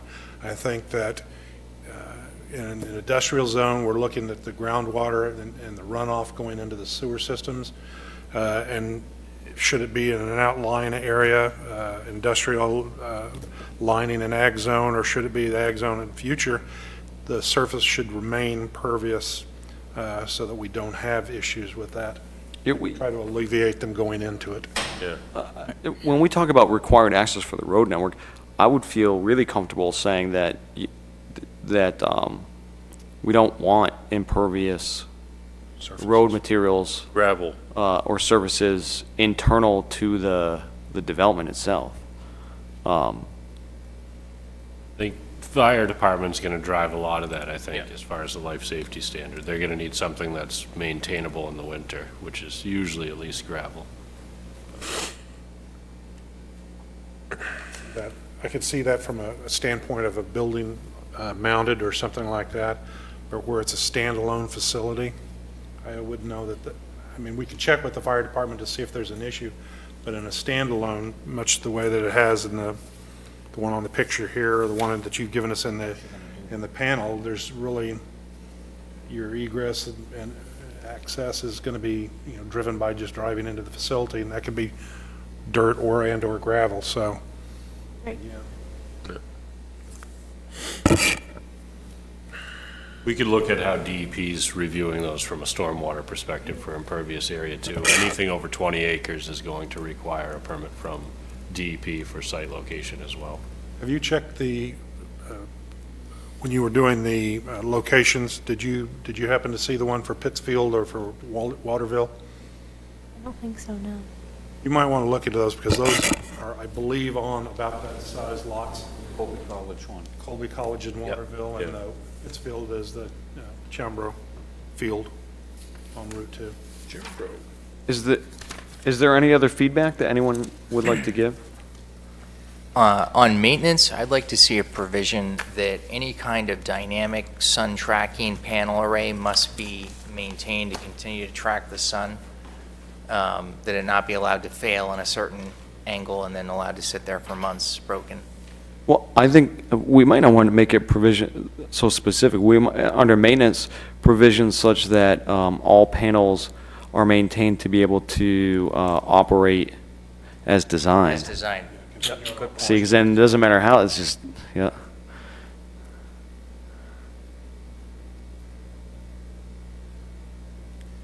Although that does also speak to the abandonment, right? So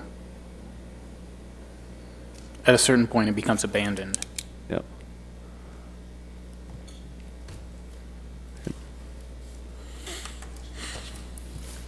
Any other feedback? All right, I think we've given, thank you very much to staff. I think it was great to be able to start with a document like this. Yeah. And if we have no more feedback, we're going to need to table this again, so I'll seek a motion. Motion to table? All those in favor? Topic is tabled. Our next item is a review draft ordinance, discussion and recommendation to the City Council regarding the adoption of an ordinance regulating solar energy generating systems in the agricultural resource protection zone. If the board wishes to receive some information from staff on this, I think that would be appropriate. I would put forth the following to the board, that we strongly consider that if we want to hear a brief description, that makes sense, but that we strongly consider tabling this to a date such that we've developed the language for the industrial zone first. That way we have something under our belts to sort of better understand what we're doing. 300%. Yep. Can we also ask that this specific ordinance for the agricultural zone be sent for review by the Conservation Commission to have their input, since it's significantly different from industrial zone? Is that something that the planning board wants to do now, or do we want to wait? We might as well wait, I think, till we have, Yeah, I think it'd be the sort of thing where we want to.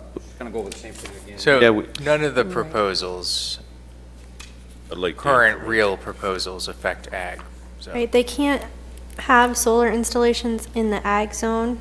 There is a lot of interest to have solar panels on our landfills, and most of those are in the ag zone, so that's the reason behind the push to get an ordinance for the ag zone, so those would be allowed.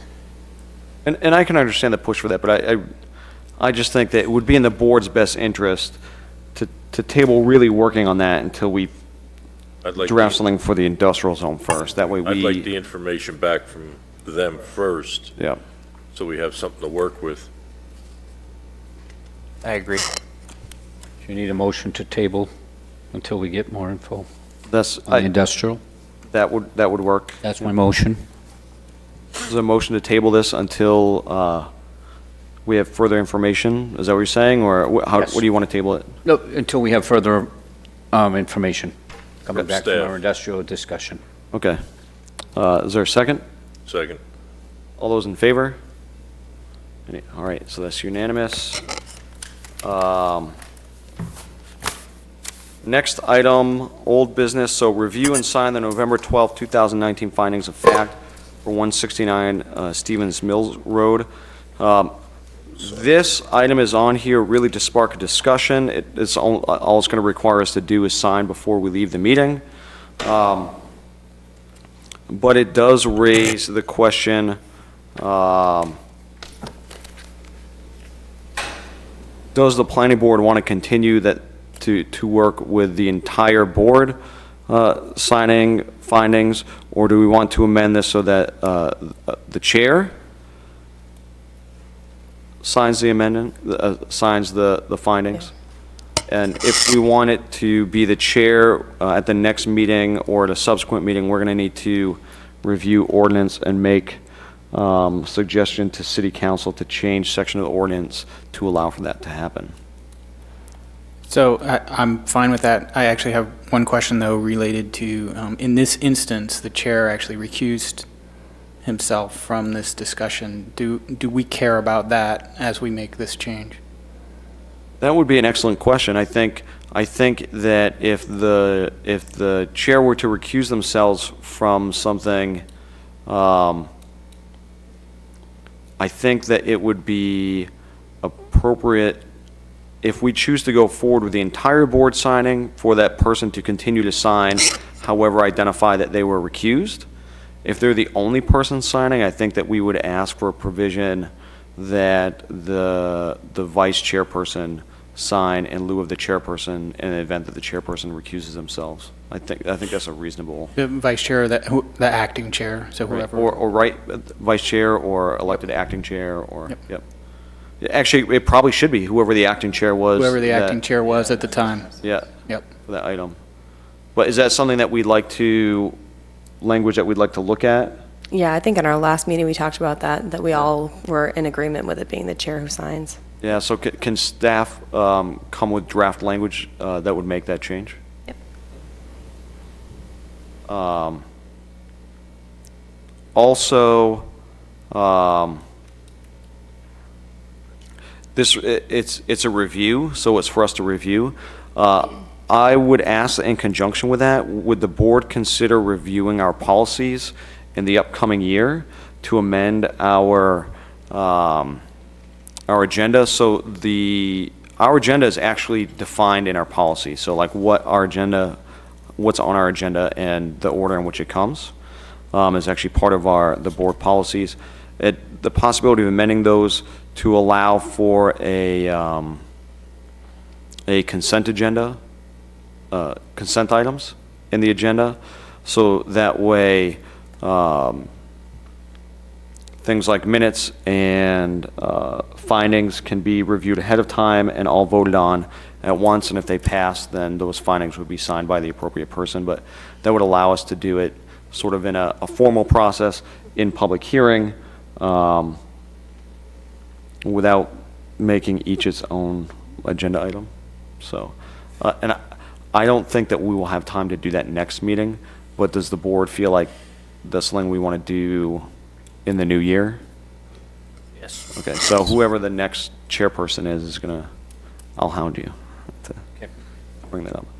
So that being said, on this one, Stevens, are we all signing? Yeah, we're all signing. We all have to sign until the ordinance is changed. Yep.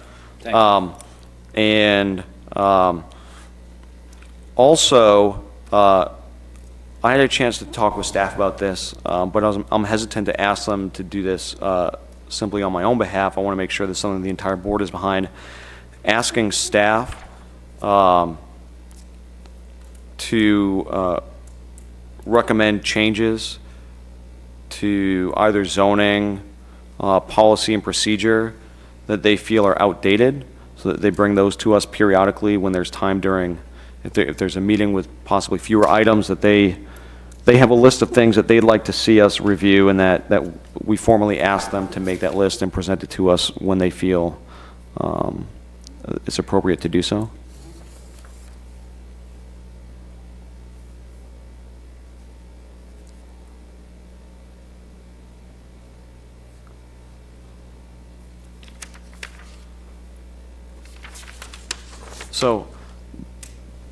So we're giving you permission to make your list of those things. I know in the meeting we discussed some of the things that jumped out at you right away, and asking that whenever you feel there's a meeting that can handle reviewing some of those, that you bring those to us, and we're committing to reviewing those for you and providing feedback and possible amendments to city council when necessary. Was there anything else that staff wanted to discuss under this item? Oh, sorry, staff. No. Sorry. Hello. I know. All right. Next on our agenda, under old business, is review and discussion regarding the status of the proposed changes to the Agricultural and Resource Protection Zoning District. So We didn't really know what this item would be all about when we put it on the agenda. So it'll be a fairly quick update. Last night, the council did pass the proposed changes to the agricultural zoning district with all of the changes that the planning board recommended. So every change that was recommended by this board got incorporated into the final version.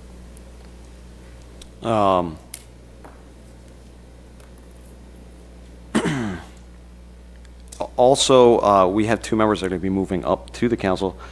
It was noted during the discussion that we made additional recommendations that were really pertinent to the incoming council regarding possibly looking at asking for annual reports regarding things. So that was discussed, but obviously was not incorporated into language because it was not specific to the ordinance language. Next item on our list is public comment. Is there anyone from the public that would like to comment on any issues that have come before the board or issues they'd like to see come before the board? Bill, this is your chance. Do you have any additional comment? You're the public. The first item there was the one about the buffer and deterioration of it around that building fence buffer. I just wanted to say that there's a lot of invasives out there, and they don't. I'm not a forest pathologist, but I know a little bit about it. But there's a lot of invasives that kill both hardwood and softwood trees. You're probably looking for softwood because you want a winter buffer too, right? You can underplant under that poplar or whatever it is that's there, and it'll take off. It would eventually come up. The poplar will deteriorate, but those invasives will get softwood and hardwood both. So I'm just thought I'd mention. Yeah, thank you. Helpful, definitely. Thank you. So miscellaneous, upcoming items for January.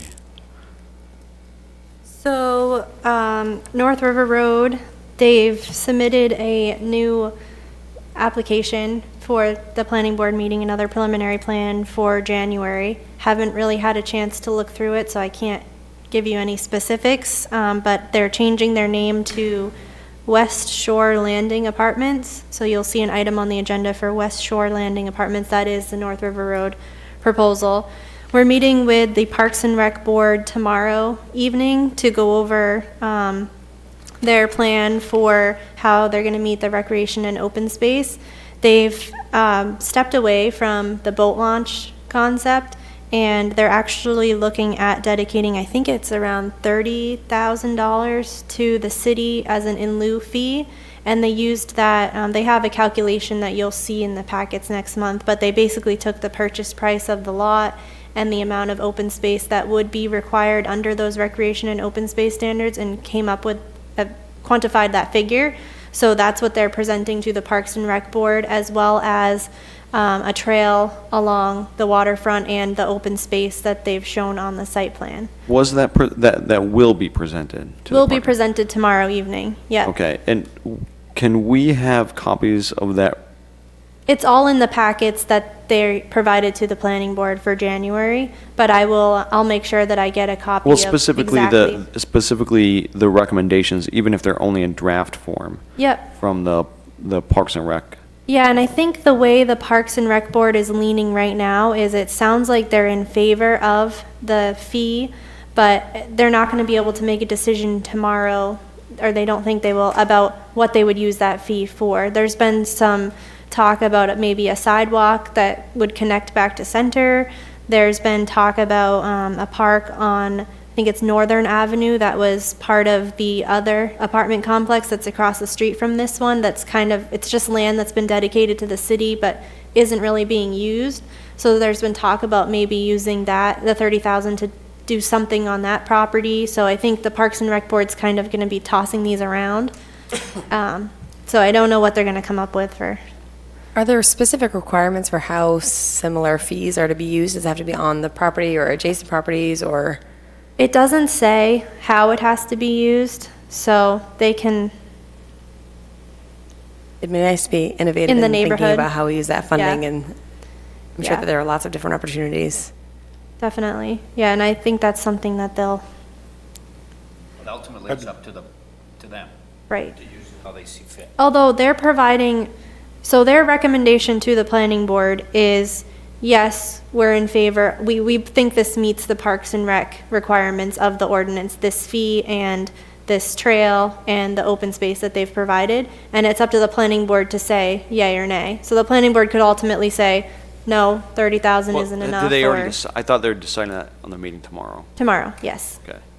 So you'll have that recommendation for January, but you're also gonna be reviewing this in February too, so, Is someone from planning staff going to be there? yeah, I'll be there. Can And maybe I don't know. I think it would be helpful to the board if they draft a recommendation saying yes or no, with an explanation as to why they came to that conclusion. And it doesn't have to be, I understand that they are not sure what they might use in lieu of fee for, but even if we can get an idea of why, it's one thing to have another board or committee say to us, yes, we approve of this. And say, well, okay, there's some value there, but I think it's more valuable to us as decision makers to understand why they felt that way, either yes or no. Yeah, I can certainly ask for that.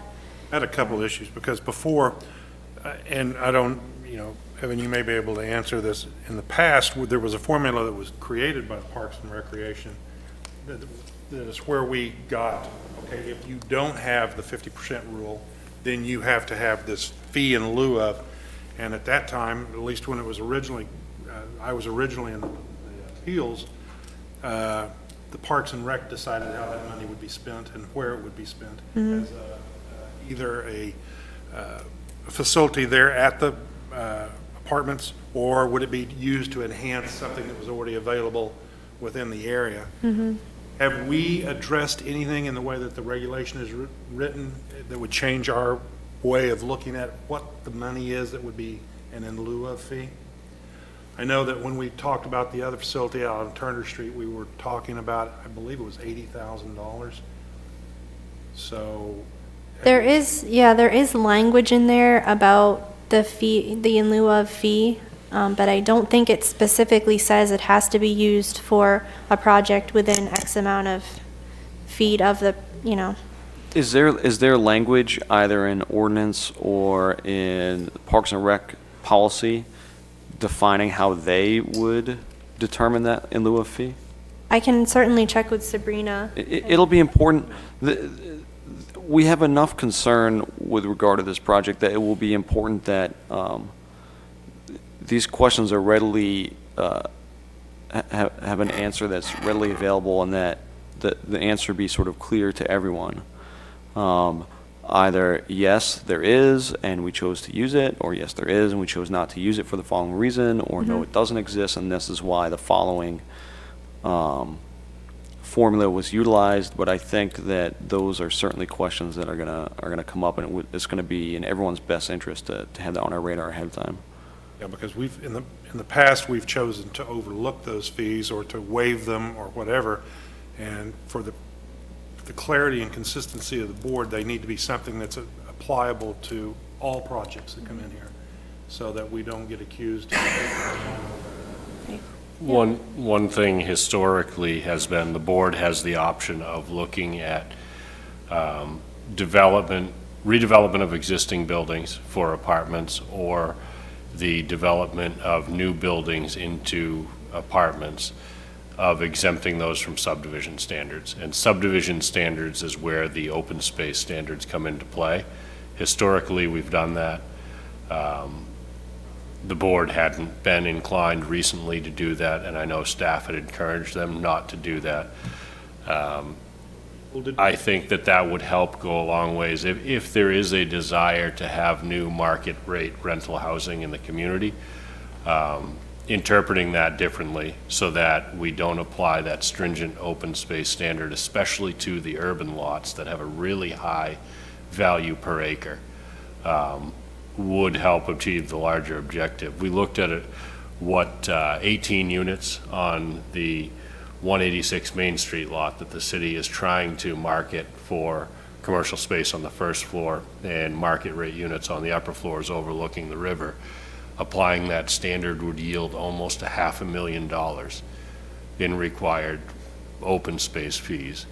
And there's no logic to saying that it costs the city a lot more money to provide recreational opportunities for downtown residents than it does to other ones. So I think there should be some either adjustment in the interpretation or adjustment in the ordinance if we want to promote market rate housing in the urban areas. And I think we do. Last one we had done, we didn't assess the full fee because they were making improvements to the surrounding area and access to a park that had already existed in the area, and improving the area, sidewalk or something in that way, getting it down there, so that's actually usable space now that can be reached from. So, but yeah, I think that we need some clarity on this issue so that we don't go making mistakes. Are there any other upcoming items for January that staff knows of? You may see a subdivision on the corner of Hotel and Stevens Mill Road for 4 duplexes, 8 units total. They submitted that, Survey Works submitted that to us last week as well. Can't really tell you the specifics. I know there's some issues that we're working out internally, but you may see that in January as well. Side of Stevens Mills. It's the Eric. Delatesky lot. I don't know if you know the Delatesky lot. It's on It's the side the, away from Minot Ave, towards yes. Taylor Pond. Yep, on the Taylor Pond corner of. So, It's that that side. intersection. Okay, because I see it flagged out there. West side of the road. This parcel here. This parcel. and any other items that the board should be aware of? Not that I know of. The submission deadline was, oh, you know what? You may see marijuana business at 301 Main Street. It's in one of the form-based code districts. Okay. And they are required to go before the planning board to be able to have a marijuana business in a form-based code district. It's the first one we've seen so far. So I think you'll probably see that in January as well. They're thinking either medical and adult, or both, or, you know, they want to present it to the planning board as both, so they have the flexibility to switch if they want to. From a land use perspective, it shouldn't be a big deal if they want to switch from medical to adult use, because it's still the same parking, it's still the same build, you know, layout, nothing changes in terms of land use, but. So we should be reviewing our form-based code. We haven't had to look at it in a Well, the while, building's so. already there. The building's already there. The parking's already there. It's Ruper's, right near Ruper's. Okay. So it already exists, so you It's in shouldn't the have. Roopers. Steve Roop like cut out a little piece of. Yeah. Okay, In the so it's back. like in the building, all right. Yeah. It's in the back. It's So you in the shouldn't have to building. review the form-based. All right, code. so it's Existing not building, but subject in to the form-based code No, essentially. sorry, I because- should have yeah. clarified that in the beginning. It's okay, It's in the all right. form-based code district, which is why it It's has not, to go. this is not new construction, though. It's not No. subject to, okay. No. All right, anything else? Planning board item or discussion? I have two things. One is, I'd like to speak for the planning board itself, and that, I'd like to pass our condolences on to Ward 5 Counselor Leroy Walker. He lost his brother last Friday. So, to all of us, you know. And then the other thing is, I understand Santa is going to be at Happy Days on the 21st of December. Got a hotline. So 9 to 12, Santa will be at Happy Days. So, All right. I think are there any other items that anyone would like to discuss? I have one last one, but. Just a comment. It's been great working with you guys, and I will see you, I'm sure, because I sit out there quite a bit. I see no reason to stop, so. Well, that's actually my last item. I was going to say congratulations to Mr. Carrier and Mrs. Boss. They'll be leaving us to go work, do some good work on the city council, and not yet, not until they're on the council, you know, you're gonna, you're gonna get them on the council to appoint someone, but I think that, they'll probably understand the requirements pretty well, so. So thank you guys for your service. I think I can speak for all of us when we say we appreciate it, and it's been a pleasure, so. Is there anything, Brian got his chance, is there anything you wanted to say? No, just to say thank you as well. It's been a great opportunity. And I don't know if Stephanie has any information about applications for our seats, just to follow up on that question. Are there people in the queue who are applying for the planning board, or should we all be doing some outreach to try and pull in our friends and neighbors? Oh, always outreach, always, Yeah. yeah. We just want to know if it's working or not. We do have some applicants with varied skills and backgrounds, but would certainly encourage you to continue to encourage people to apply for that, Board of Appeals, Board of Assessment Review. There's a need for volunteers on a lot of different boards, and if somebody's looking for where the need is, we could certainly help them. Can we move our associates up? We can't, we could ask that council consider that a priority. Yes, Is that something that the planning board would like to do? yes. Do we want to send a letter, or, Sit right here. Are our associates interested? Well, I already put in an application for full membership. So I don't believe there's need for the board to take action on my behalf, but thanks for I know considering. Kyle would probably accept that too, so. well, I think as Mr. Carey said, we've got two of the councilors that will be making those appointments sitting among us, and I think, you know, we'd express our desire that the council strongly consider associate members who are already members of the board be given preference for a full membership. Yes. Understanding that, you know, we might have 3 people that apply that are, I don't know, maybe they're like land use whizzes, you know, so, but that comes up, but. All right, any other items? Seeing none, I'll seek a motion to adjourn. Adjourn. Seconded. Moved, seconded, approved. Excellent, thank you very much.